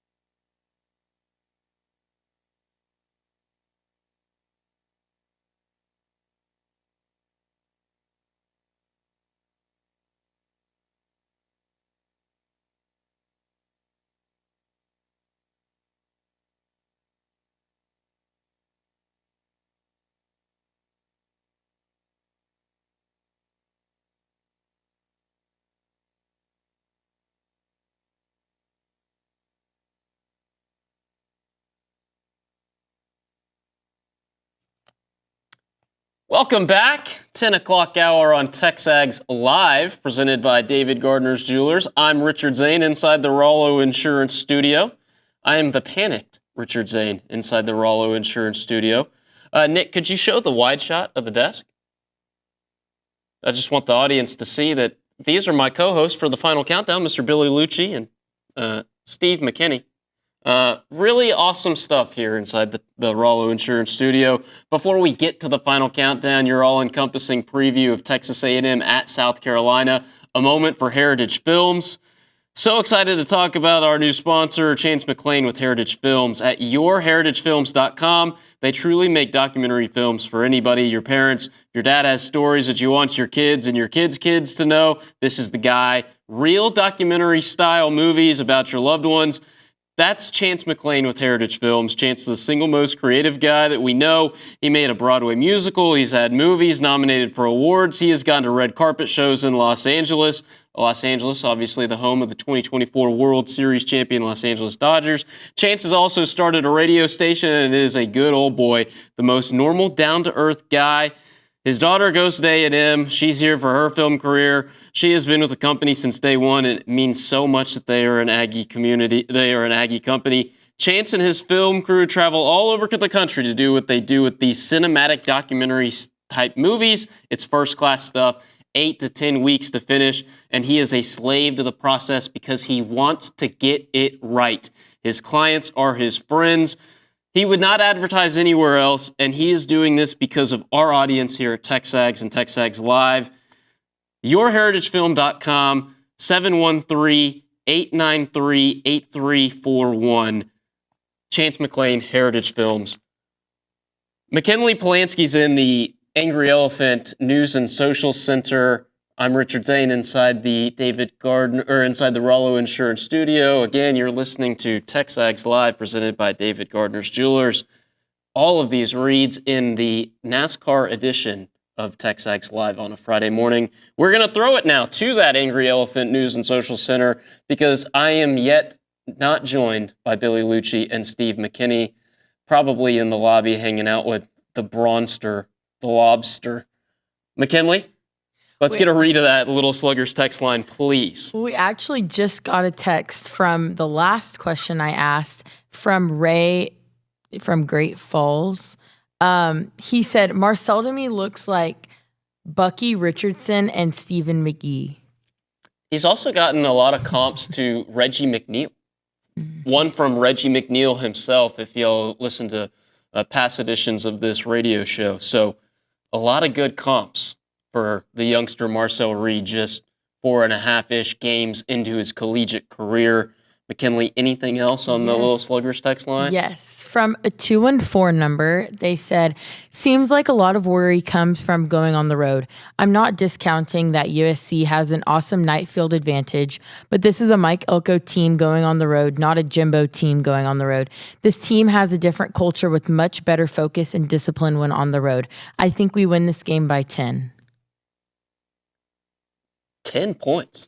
10 points. I'd be okay with a 1-point win if I'm being completely honest, but 10 sounds a lot more comfortable than 1. Texas Richard, A&M, me and Matthew figured this yesterday. Under Shane Beamer, in night games, South Carolina is 8-3. At home? 2 losses to Clemson. At home. At home, correct. Wow. So they're 8-1 in the outside of games Clemson. Against Clemson. Yep. And that's going to include a win over Texas A&M 2 years ago. It's going to include an absolute drubbing of Tennessee, as we were talking earlier, 2 years ago. So Williams-Brice Stadium, when they get Sandstorm pumping and all loud in there, and they got the rooster crowing, all that fun stuff, it can be a very difficult place to play. Texas A&M is not overlooking the Gamecocks. Obviously, A&M's the only ranked team in this matchup. The Ags are number 10 in the AP poll. South Carolina, unranked. A&M's a 3.5-point favorite. But at the same time, A&M's not looking ahead, right? A&M's the team sitting in the driver's seat, pole position in the Southeastern Conference, as I've got one former NFL superstar, Steve McKinney, walking into the Rollo Insurance Studio. Yet to be joined by Billy Liucci, very nimble Steve McKinney, by the way, ducking down. I'm an athlete, baby. You are an athlete, the only athlete in this room. How are you? I'm good. How are you? If you ask me, I'm doing fine. If you ask my boss, the guy who's going to sit here, I'm panicked and losing it. Yeah, that's what he was describing out there. It's Total not. panic in I here. don't think it's the case. I don't think that's the case. I'm a little all over the place, sure. My first time sitting in this chair in this studio in this rebranded doing show, great. but I think I'm doing all right. Yeah. How are we doing today? We fired up? Yeah, I'm fired up. This is big, man. It's huge. You're 5-0 in the SEC on a 7-game win streak. You're the favorite on the road. It's a weird feeling. You're right. It very much is. Like, it's uncharted territory for the Ags, at least it seems like in my lifetime. It probably is, unless you were born before 1998. I can't think of another year. I was born in 97, but 97. I wasn't coherent in 98. So that was really the last time this late in the season we were playing in a meaningful game to get into a championship. Hey, thank you. Trick or treat. Trick or treat. Look, I go for the almond joy. Did every one of those? You would like almond joys. I would. Did every one of those land on the desk? I think so. That's a really good ratio. I'm going to change hats because Zane. What do you mean because of me? I don't have the aloe hat. This hat we have is one that matches. But you're not. Steve, I feel like you ought to buy some aloe gear. I think you'd like it. I probably would. I'm not real familiar with it. Or charge apparel. The Charge apparel. Charge apparel is legit. All right, this is the final countdown. Steve McKinney, Billy Liucci, no Seth because he's Seth. He's mailing it in again. Are you, Steve? Pick one. Dude, I'm going almond joy, baby. Of course you are. All day. You and Zane both, big almond joy guys. I made the same joke 2 weeks ago on Ask Liucci. What's wrong with almond joy? It's good. They're both good. There's nerds and stuff down there too. The white Reese's. White Reese's. I don't like those. I've never had one. It's just white chocolate. Oh, it's dark chocolate. Of course I'm going almond joy. All right. South Carolina. Steve, give us your thoughts. Man, I'll tell you what, man. The national media has got me a little more nervous than I thought I would be. They've really hyped this game up to the point where you understand why, though, right? Yeah, I do. I mean, obviously, we're going into a tough environment, a night game. We're a top 10 team, so now we got the bullseye on our back. Mm-hmm. They're a good football team, better than their record. I think they've won Shane Beamer's won 6 or 8 in a row at night at that place. So I'm a little nervous. 8-3 at night under tough. Shane Beamer. I think it's 8-3 isn't overly impressive, but then you go, okay, I can tell you about 2 of the 8. 2 of the losses are to Clemson. 2 of the 8 came against a top 5 Tennessee team minimum with Hendon Hooker, and by the way, Texas A&M 2 years ago. So I know 2 of those 8 were that. I think they beat Clemson that same year. Or was that at Clemson? They hammered Clemson that year. It's at Clemson, Nick says. But yeah, so 2 of those 8 are that, and 8-3 at home at night isn't that amazing until you realize compare that to South Carolina's record overall during that time. Yeah, that their win percentage is way up in those games versus what they actually are in real games. So, well, I mean, also too, though, the one thing that does give me a little bit of hope and faith is that if you look at the maturity level of this team, the way they've showed up on the road, in the big games, take out the first game. But ever since then, you see how they've showed up. They've found ways to win. They've gotten better in the second half as the games have gone on. And literally the message leaving that locker room Saturday night was lock in. Yeah, no, this is going to get real serious next week. I love that message. And Mike Elko, you coach a certain way or you don't. There's coaches that might hit you with the 24-hour rule. There's coaches that might say, go out, don't get arrested. There's coaches that'll say nothing and say, hey, big win, let's celebrate. Yeah. Mike Elko, before they even left that locker room, like you said, was already looking ahead.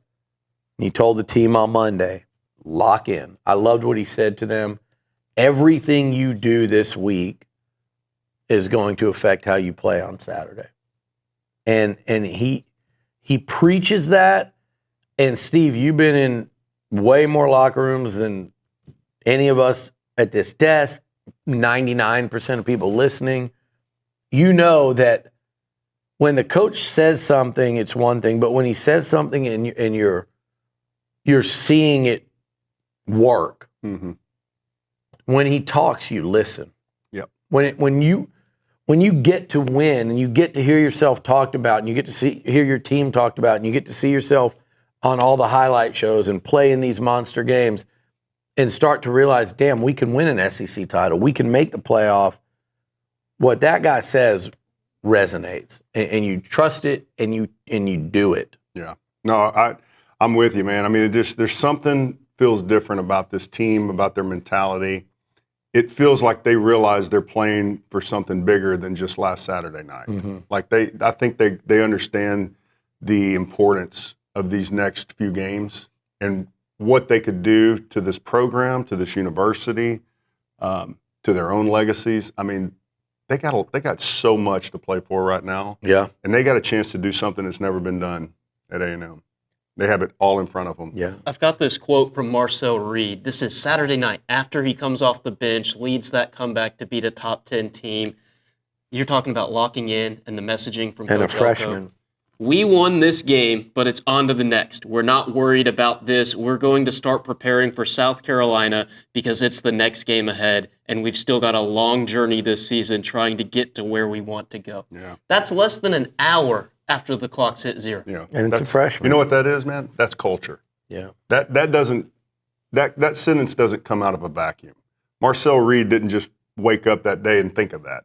That's the messaging that's been preached to these guys day in and day out in that facility, and it's resonating.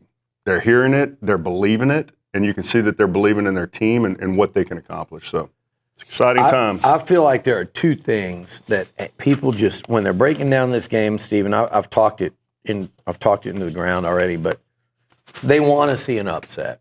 Yeah, oh yeah. The national media, college football fans, we're in that boat too every week. We want to see upsets. You want to see carnage. You want to see the great teams go down. You want to see the playoff picture muddled and the conference races muddled. A&M's on that side of it now. They've crossed over. They have. They're on the other side of that. Everyone wants to see it. The announcers want to see it. People in Tuscaloosa want to see it. Knoxville, Athens, Austin, Baton Rouge, they all want to see A&M lose. They're trying to manifest it to some degree, whether it's in some cases it's consciously with these rival fan bases. I think in a lot of the media, it's subconsciously. It's not anything against A&M. They just want to see upset. They want to see a field storming. They want to see Shane Beamer. People like Shane Beamer. Here's the deal. They're not talking enough about A&M's defense and running game. So we're talking about South Carolina's defense and how they could shut things down, and they're certainly capable. That is a really good defense. But they're not talking about the Aggies ran the ball for 242 against LSU. Le'Veon Moss ran for like 100 yards in the fourth quarter against a quality Arkansas defense. They ran it against Florida. They ran it up and down against Missouri. This football team, what they're not talking about is, can the South Carolina defense stop this Aggie ground game? And likely with Marcel doing this the whole time too. And what does that open up for number 8, number 5? Yep. When he's doing that. And then the other thing they're not talking about to me is, I look at Kyle Kennard, 8.5 sacks. I look at them against OU, 9 sacks. But I look on the other side, and Lenore Sellers has been sacked 25 times, and that running game has not been nearly as effective as A&M's running game. And I go, okay, you don't have an 8.5 sack guy. Nick Scorton's got 5. Shamar Stewart's only got 1.5. Shamar Turner's only got 2. So the numbers don't scream out at you, but Steve, you know this. You watch those games. You see what that A&M defensive front does to offensive lines. I think that is the most grossly under talked about, underrated element of this matchup that people just are losing sight of. There's no question. I mean, they're acting like their defensive line is going to be all kinds of problems to us, but like you said, our defensive line is going to give their offensive line hell all day in the run game and pass protection. I think we can get there with 4 guys, but what gives me a lot of confidence is that if we're not getting there with 4 guys, nobody dials up blitzes like Mike Elko. Yeah. Nobody in college football has the schemes to get guys free open to the quarterback like Mike Elko. So if Sellers is one of the guys that gets sacked the most in the SEC, you can guarantee that A&M's defense is going to be up on the top of that list of sacks against them. Well, and hopefully, like you mentioned, Elko, I think that's a great point. Hopefully create some turnovers of their own. People acting like this turnover thing's one-sided. And I even said, you got to avoid the turnover, play it straight down the middle. Why not go force 3 more? You just forced 3. I think they forced 1. Did they force 1 against Mississippi State or 2? 2. Was it? Did they have an interception there at the end, or was it just Scooby's, or that one was called back? Yeah, I think Des Riggs had one that was called back. They forced, was it 2 or 3 against Arkansas? They forced a couple. They're forcing turnovers in SEC play. Yeah. And Lenora Sellers has thrown 4 picks and committed 3 fumbles. So he's fumbled the ball 9 times. 3 of them have been lost. He gets sacked a lot. He fumbles the ball.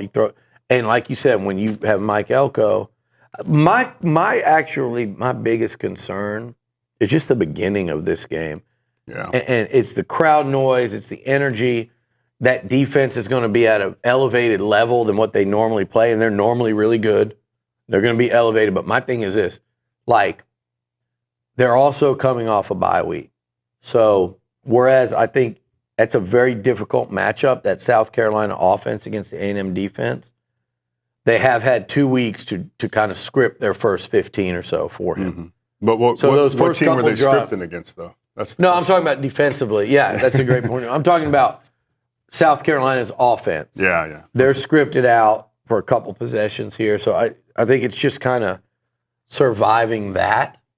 No doubt. And then if you do that, well, that's the key to any home game, road game, especially a night game like this and a big time environment. Yeah, you got to survive that first quarter. Yeah, you can't let that first possession turn into a big play that ends up with a touchdown or something like that. You got to just keep them in front of you. You don't have to get a turnover, just make them punt. If you can get them to punt that first possession, now we're off and running. Yeah. Now we got a ball game. This is the final countdown here on TexAgs Live, presented by David Gardner's Jewelers. Much more from Billy Liucci and Steve McKinney as we continue through this 10 o'clock hour. But first, a moment for Costa Vida. As always, they are Aggie-owned and operated, 4501 Mills Park Circle in College Station. The owner, Holly Johnson, her and her husband are Aggies that dreamed of owning their own business here in Aggieland. That dream came true when they opened a Costa Vida here. Holly has been in the restaurant business for a long time and chose to open Costa Vida because she believes in the quality of the food, and it's fresh that just tastes better.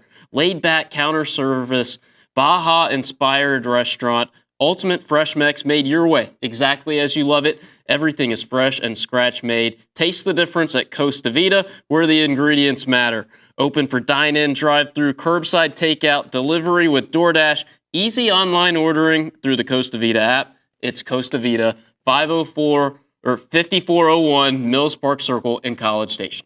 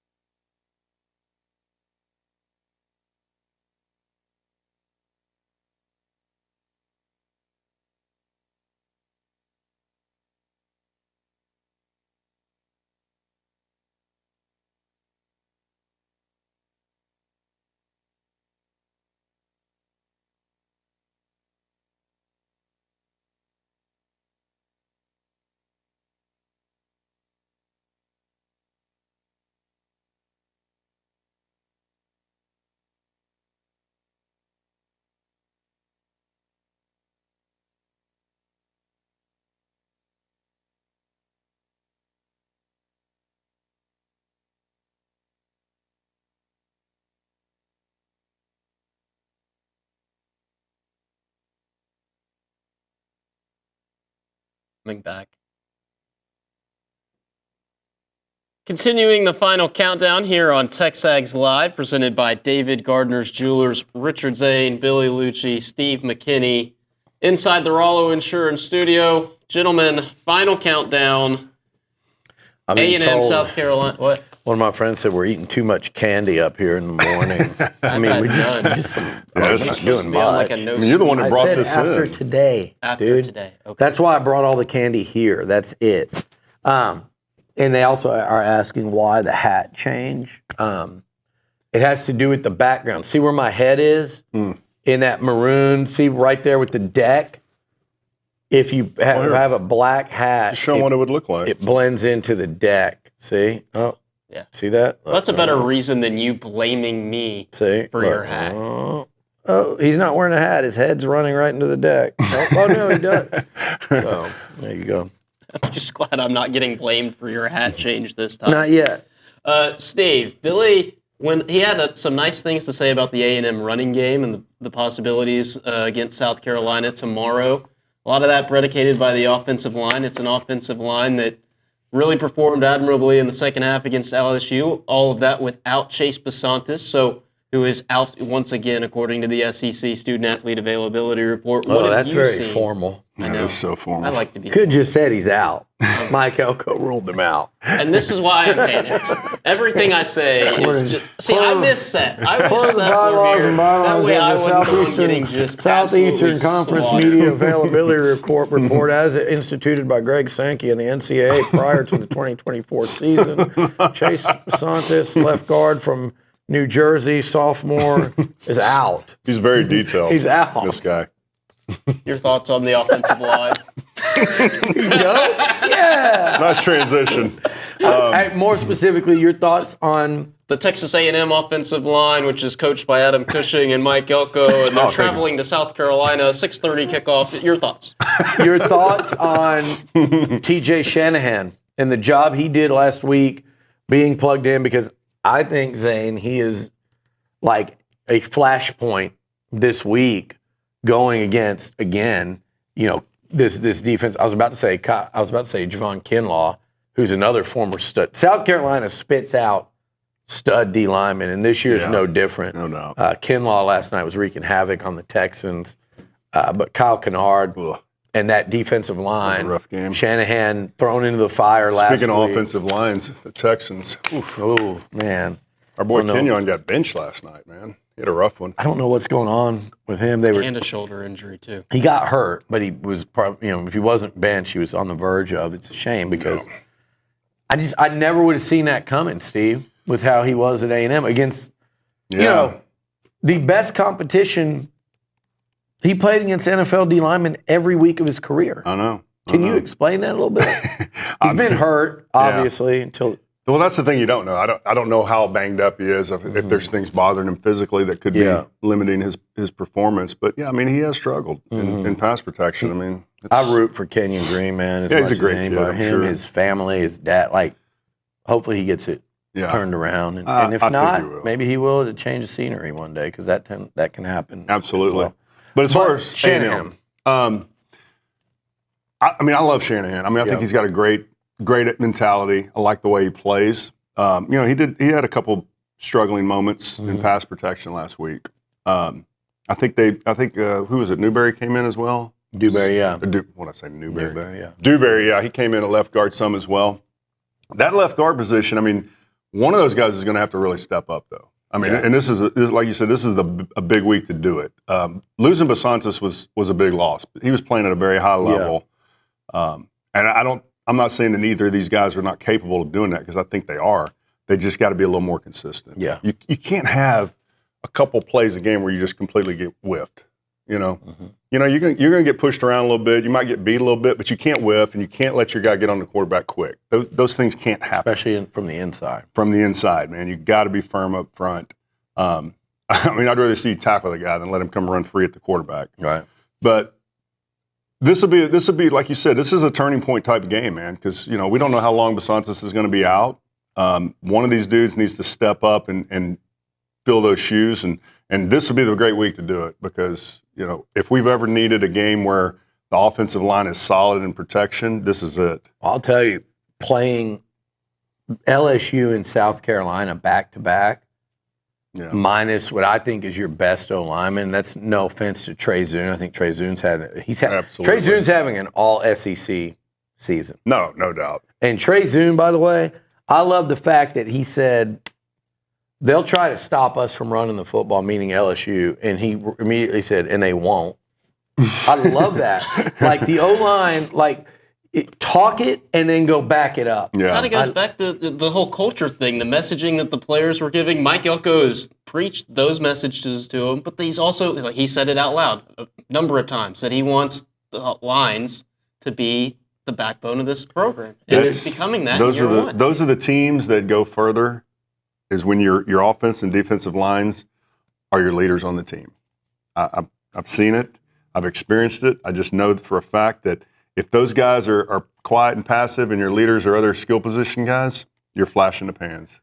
I love banging the chair, Armaj Reed Adams. I love Reed Adams and Shamar Turner fighting LSU's players. Look, you guys think you have to take a whole freaking lap around the outside of the field and you come into A&M's area and walk across, you might get the taste smacked out of your mouth. That's right. And I'm all for that. People are going, oh, that's not showing a bunch of class, but my ass. Like LSU did that. They wanted to walk the perimeter. That's A&M's this side was of the after field. the game? Before the game. Oh, before the game. They're walking through A&M's side of the field, and a couple guys said, hell no. And they talked crap all week on Twitter, and Reed Adams and Zune said, we're going to run the ball. Reed Adams told the DN, watch out with those Twitter fingers. You might get them broken. And they went out and walked it. Yeah. And look, LSU won the first half.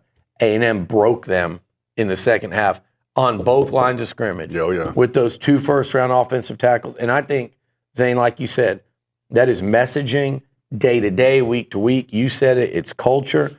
I like Torian York coming down the tunnel saying, if you ain't wearing this jersey, and then the whole team saying, and Mike Elko leading the way, hitting guys in the helmet, fired up. There's a line that he's got them, there's a lane he's got them playing in, Steve, where they're getting to be hard asses and rough, and you got a guy like, Shamar Turner that he did get flagged, and you don't want to see that, but he's not putting up with lip from Garrett Nussmeier. But then they're also doing it on when the snap between snap and whistle. They're playing that way. It's not just gum flapping. And Elko's got them in that lane of really, really tough, but also really, really focused to where as soon as the game's over, like you said, he's saying next week, or you said that, next week. Before they even got out of the locker room, it was about South Carolina. That's it. So it's working in terms of the mentality right now, and you're going to need it. You're not going to go win in South Carolina this weekend. The only type team that's going to go in there and win has to be physically and mentally tough. Not one, but both. And this team has been both so far this year. Yeah, and only getting tougher. Yeah, every week they seem to be getting tougher. Freak of the week, sleeper of the week next on the final countdown. How tough a look is it for Seth to not be here again? Yeah, I mean he missed 1 week to go play golf. Yeah. Now he's missing a week. 3-day member guest tournament. I mean, who does that? Now he's missing to go pheasant hunting. Yeah. In North Dakota. Hey, these birds are really pissing me off. Let me go shoot them. Those North Dakota birds are really pissing me off. I'm gonna go up there and miss South Carolina and miss the show. Screw A&M, dude. I'm gonna go shoot some where the birds. hell are the birds going? You can't get up there another week, right? I'm so glad. By the way, you guys Zane, decided to make fun of Seth here and not me. By the way, next week's a bye week, Steve.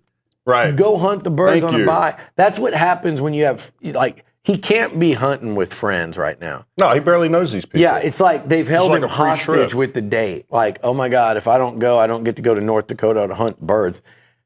I'm sorry to any bird hunt, and here I am, and is this a bird on my hat? It's a mallard, yeah. It's a mallard? Okay, it's a duck. Is that a duck? Yep. I mean, I know a mallard's a duck, but is there a separate subspecies? It's a drake? A drake mallard. It's a male mallard. I've got a drake mallard on my hat, but I'm going to say this. How can you tell it's a male? If I'm going to get excited, about going to North Dakota to hunt, hunt a mountain lion, hunt a bear, hunt an elk. That's a long way to go to shoot a bird. Yeah. Long way to go shoot a bird. No, I'm just saying, if you're a hunter, go up there and do something like, yeah, it's a long. You could go shoot. Hey, listen, Seth, you could go see our good friends. Duck camp. No, you go. Bird dog. You can go see our good friends over at Eagle Lake. I guarantee they got over some there. pheasants out there. If they want them. Get over there to the lodge and go. And these aren't, by the way, these aren't go even. see Lance and company over there and do that's some of the best duck and teal hunting in the world. In the world. Right here. And those are wild, migratory birds. Yeah. These are pheasants. They're not even wild anymore, dude. These are all They just farm walk raised. around. They just walk go around. dump them out in the fields. You could literally do that in Texas. I don't know why you got to go to North Dakota for it. Do you know, Steve, we had a roadrunner sitting up on the TexAgs balcony during a meeting. Are you kidding me? A roadrunner. An actual roadrunner? Just sitting on like a chaparral. I got a video of it. Just sitting on the railing out there while we're having a meeting. How the heck did he even get up there? Is that a roadrunner? And I roll up the window, the blinds, and it is. And he looks at us. He flies down and he starts running down George Bush, literally road running. That's hilarious. Who was playing That's the role not of common. Wile E. Coyote here? You or somebody else? I wasn't outside. I couldn't get to him. That's great. Final countdown continues next here on TexAgs Live, presented by David Gardner's Jewelers. But first, a moment for Caldwell Country Chevrolet, Highway 21 in Caldwell, and online at CaldwellCountryChevrolet.com. They have a decent selection of commercial vehicles with service body trucks, flatbed trucks, and several medium-duty trucks for those heavier jobs. Not sure if you can make something off that info, but that sounds good. Locally owned and operated by Aggie alumni, complimentary pickup and delivery for service customers, free oil changes for life on your purchase for as long as you own the vehicle. Caldwell Country is a proud supporter of Aggie athletics, and they have a strong, committed sales staff with many years of experience satisfying customers' needs. Caldwell Country is the premier dealer for commercial vehicles and for all your small business needs. Visit them at Highway 21 in Caldwell and online at CaldwellCountryChevrolet.com.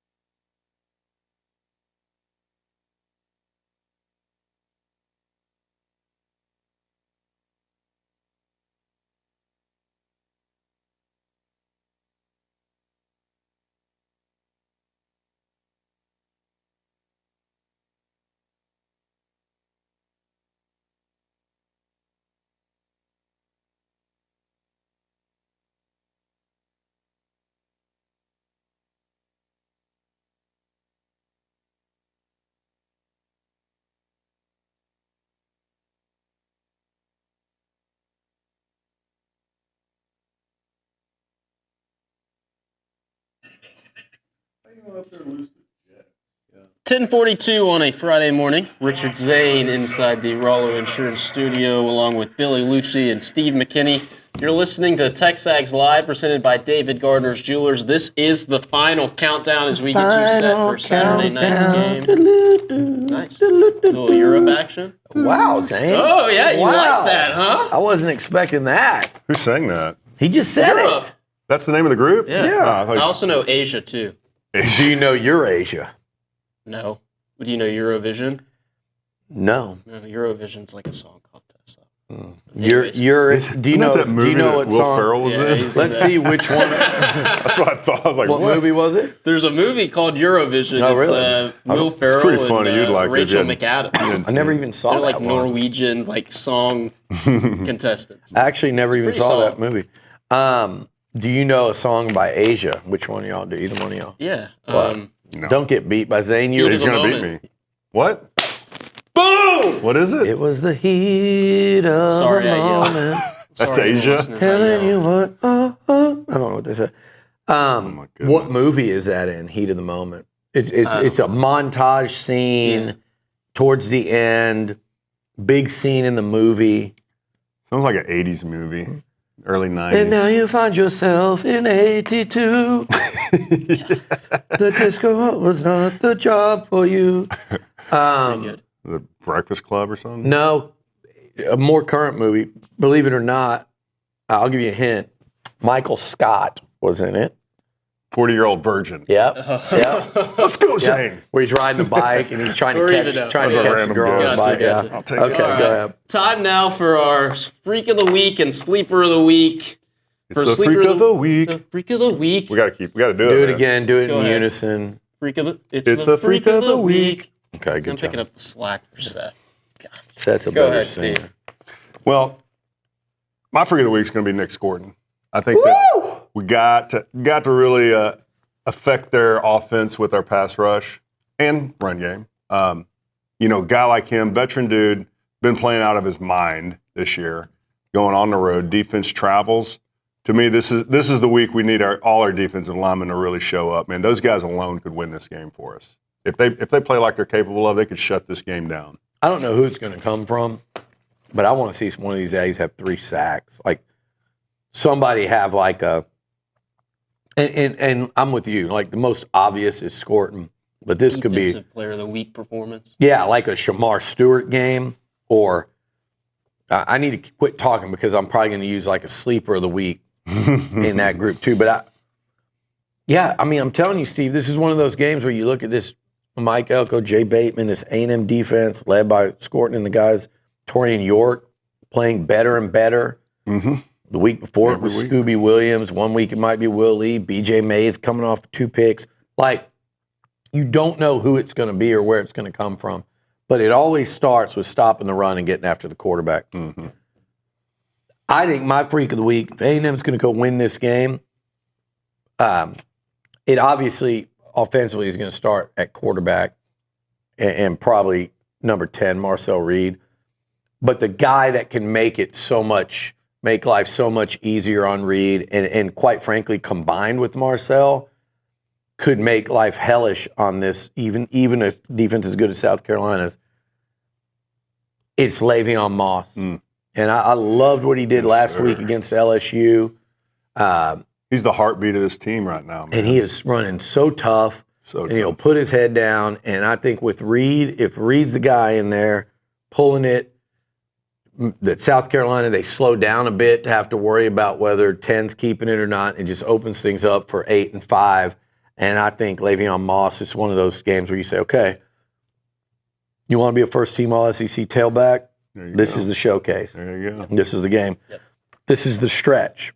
You play South Carolina, you play Auburn, you play Texas. You want to be a first-team All-SEC back, which is in play, this is the test. And if he does, if he runs like that, then I think it really opens up for Marcel as a runner. If it's Connor in there, I got to keep saying that because Mike Elko hasn't named a guy yet. I'm going off of just common sense and what I saw this week. But whoever it is, if they're running the ball successfully, Steve, you know this better than me. there's the best way to keep a pass rush off of your quarterback is to be operating in Third and second short. and 6 or less and third and 3 or less. Absolutely. And now our sleeper of the week, presented by the Sleep Station. Go see Jared McLeod and ask about the Tempur-Pedic or the Purple Mattress in the Specs parking lot at Texas and RV, or in front of the Lowe's at William D. Fitch and Highway 6. Visit them at thesleepstation.com. Steve, your sleeper of the week. I think I'm going to go with I'm going to go to offense. And I don't know if you'd really call him a sleeper. Well, yeah, he's a sleeper. I'm going to pick the Swede. Oh, that is a sleeper pick. Because I think that this could be one of these weeks where the tight end starts to show up. You know, it's been a while since we've gone back. Look at to that. the He tight had end. it ready. Boom, the Swede. That was pretty Talked good. about that a little bit during Ask Liucci, Bill. But Yeah. I mean, I feel like this is one of those games where if Marcel is the quarterback, you know, you're running the football, you're running the zone reads, you're keeping it. You've got the tight end that's coming around pulling and counter blocks. Play action off of that to the tight end is deadly. Yeah. And I It's a just great first down play, too. Great first Nice, down easy play. throw. So I'm thinking this might be a week where we see a little more tight end action. Okay. Like I kind of hinted at, I'm going to go defensively, and I'm going to go with one of these linemen that are the backup linemen. I always like to go Cassius Howell, Rylan Kennedy, those edge guys, because you always just think of them as the guys that are going to get to the quarterback. But there are guys that are closer to the QB, and I'm going to go DJ Hicks this week. I think DJ Hicks is a guy that's going to line up again. He's right there in the middle. I thought he really flashed against LSU. I noticed him against Mississippi State. Like, I think he's getting better and better, kind of positioning himself to be a starter next year and probably an impact player for the Aggies. So This is a guy that's starting to play like that 5-star rating. And I think the guys like him, Shamar Turner, Albert Regis, Rodus Johnson, those are the guys inside that like will be the catalyst to stopping this South Carolina offense, because it starts there where if they can't run it, then you can tee off. And I love DJ Hicks as a pass rusher from the inside. Imagine your D-line is so good that your 5-star as good as DJ Hicks Is your sleeper. is your sleeper. Half a sack against LSU. Maybe it's what really gets him going. And he's a hell of a player. I thought he made a couple of good plays against LSU where I was like, oh. And he did it against Mississippi State as well. Yeah. I just think if you're just watching him, you're going, okay, this guy, he looks the part now, and he's definitely problematic. For sure. A moment now for Ground Shuttle. Ground Shuttle is the Brazos Valley's premier transportation provider, well known for frequent and reliable rides to George Bush Intercontinental Airport. Did you know that Ground Shuttle also offers private car services and charter service? For game day or any day, you can book any vehicle in their fleet to accommodate your group's size and needs, from luxury sedans to full-size shuttles. It's a hassle-free way to get your group to sporting events and concerts, corporate meetings and dinners, an evening out, and the airport. To learn more at groundshuttle.com. Ground Shuttle, let them do the driving. Final segment of the final countdown on TexAgs Live next.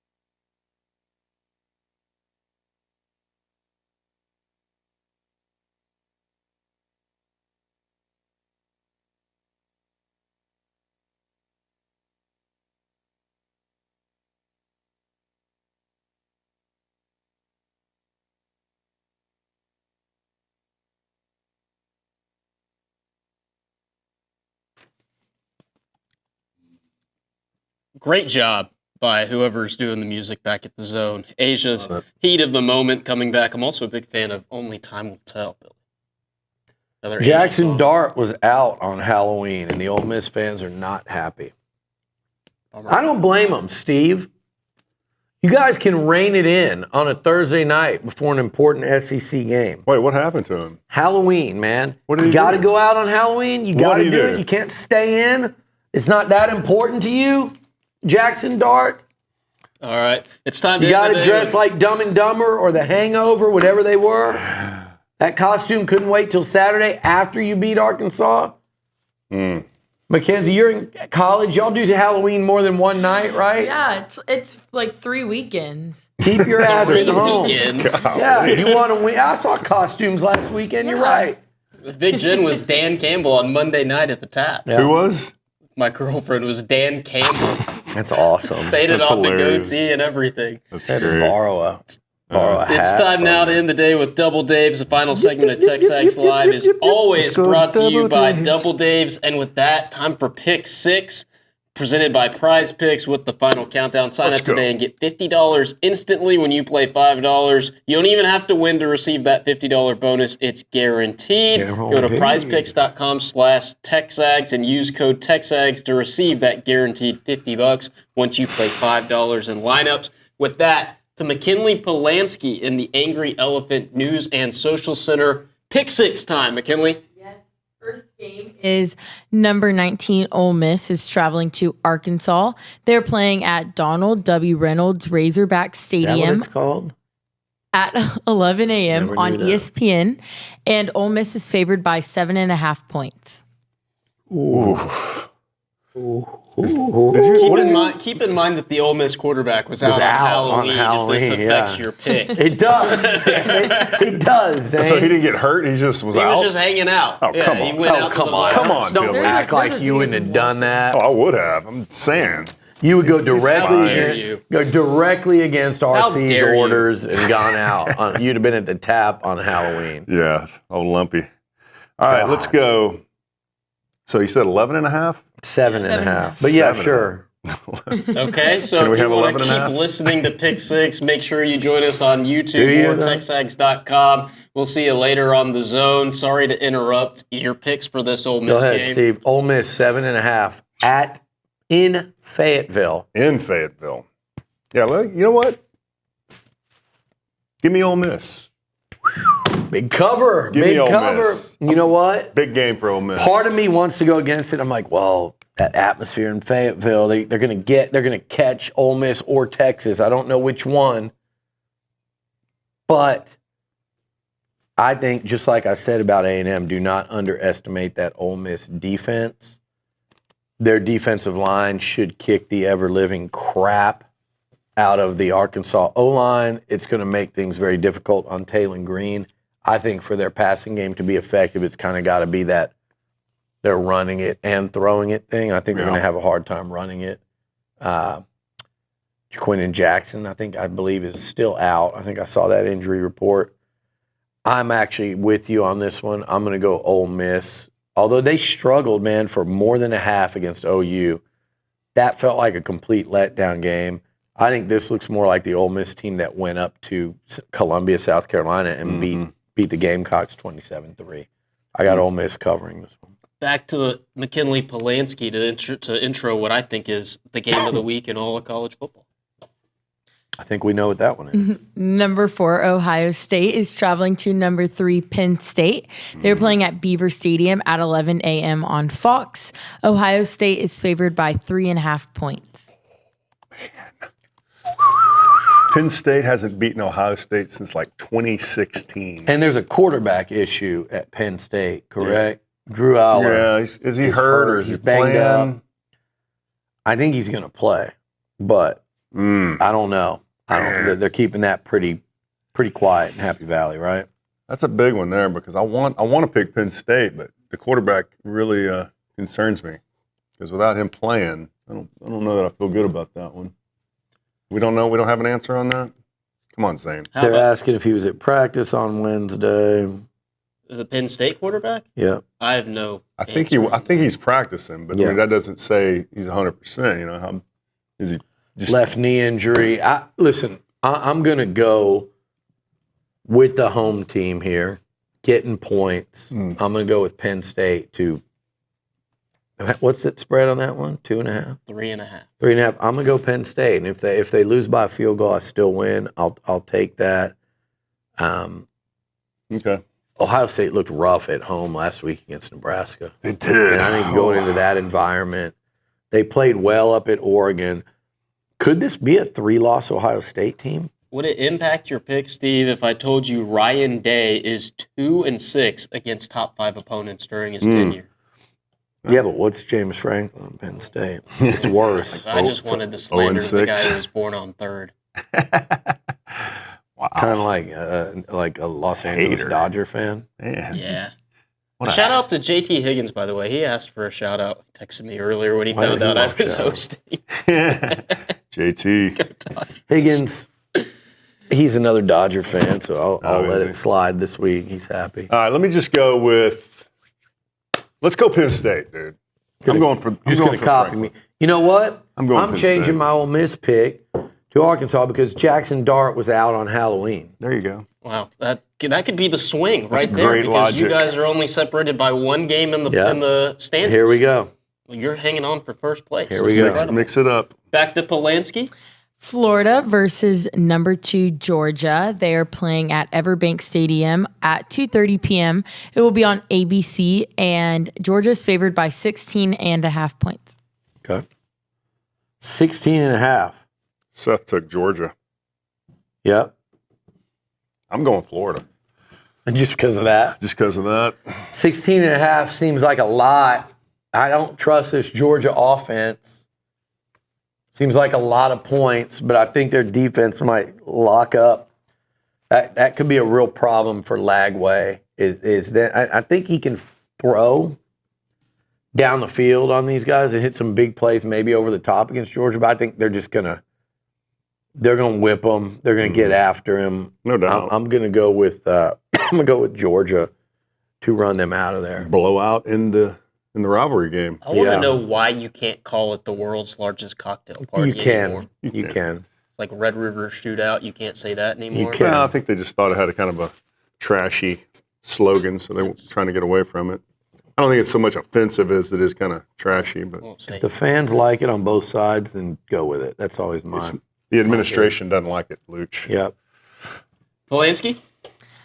Louisville is traveling to number 11 Clemson. They are playing at Memorial Stadium at 6:30 p.m. on ESPN.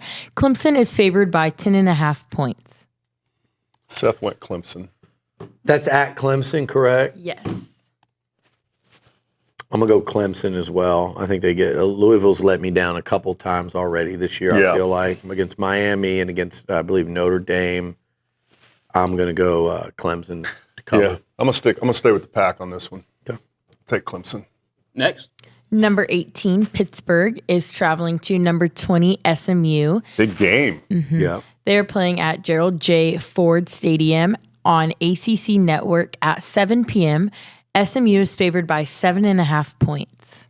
Man, look how far SMU's come. Pair of undefeated teams in ACC play. Is that wild? Eli Holstein. So wild. Huge game on Mockingbird Lane. I'm surprised SMU's Holstein. favored by 7.5, though. That's pretty wild. Eli Holstein, former A&M commit, former Alabama quarterbacks, had a hell of a year. Mm-hmm. SMU's favored by how many? 7.5. 7.5. SMU, man, they got some real skilled talent. He's done a tremendous job there. Former Auburn OC. I just didn't think.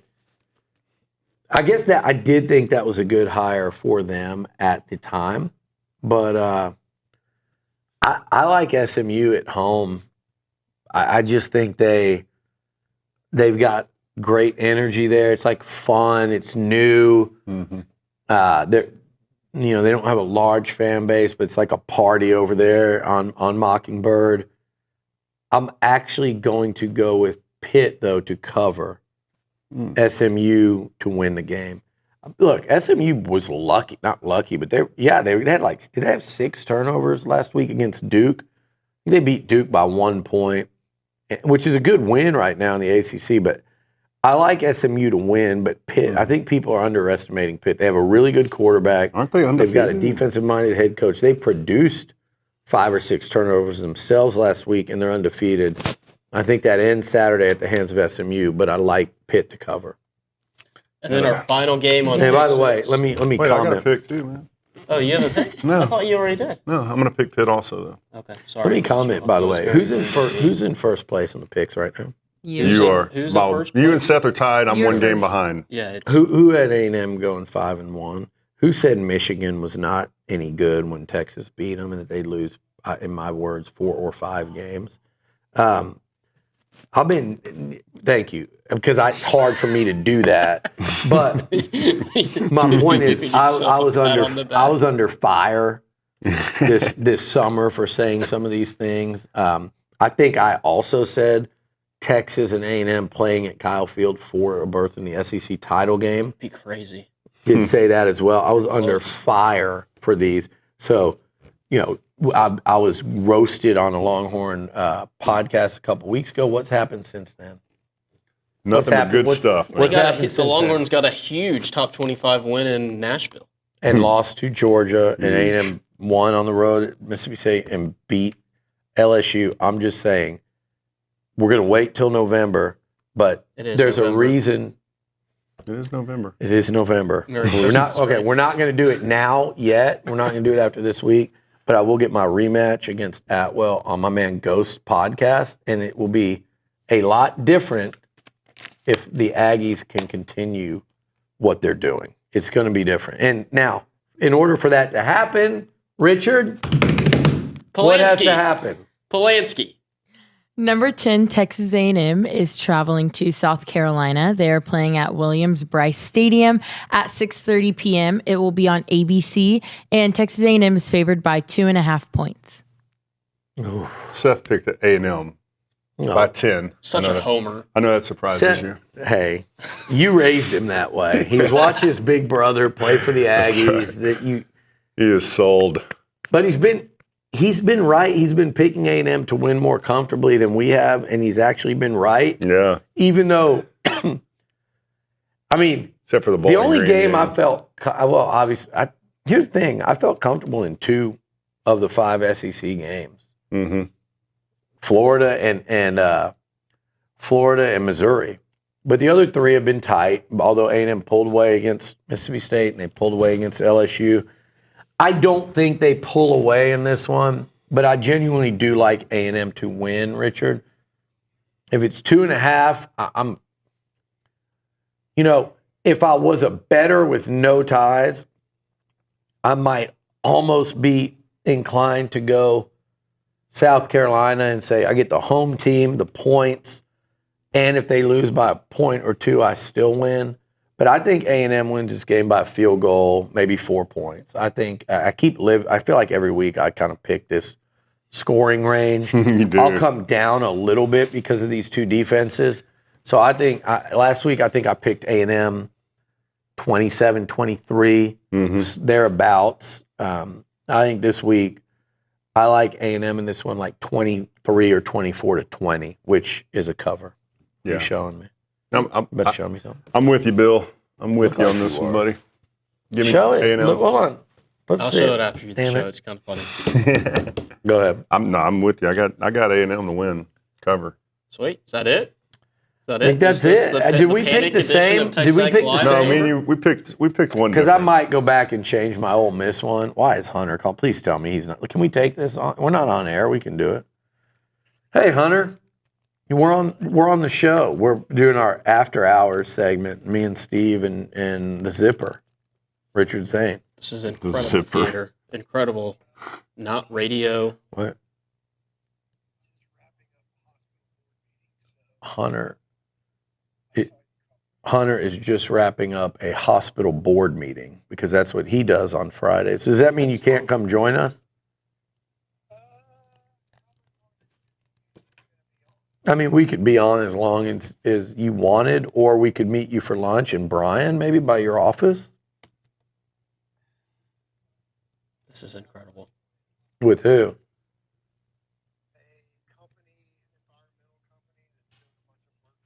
Lunch. Lunch plans with an environmental company. So this sounds like a wild Friday for you. Hospital board meetings, lunch with the environmental.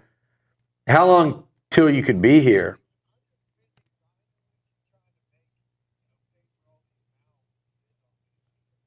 He's claiming he's the big bird feeding all the little birds, so he has to work, pay for all the mouths.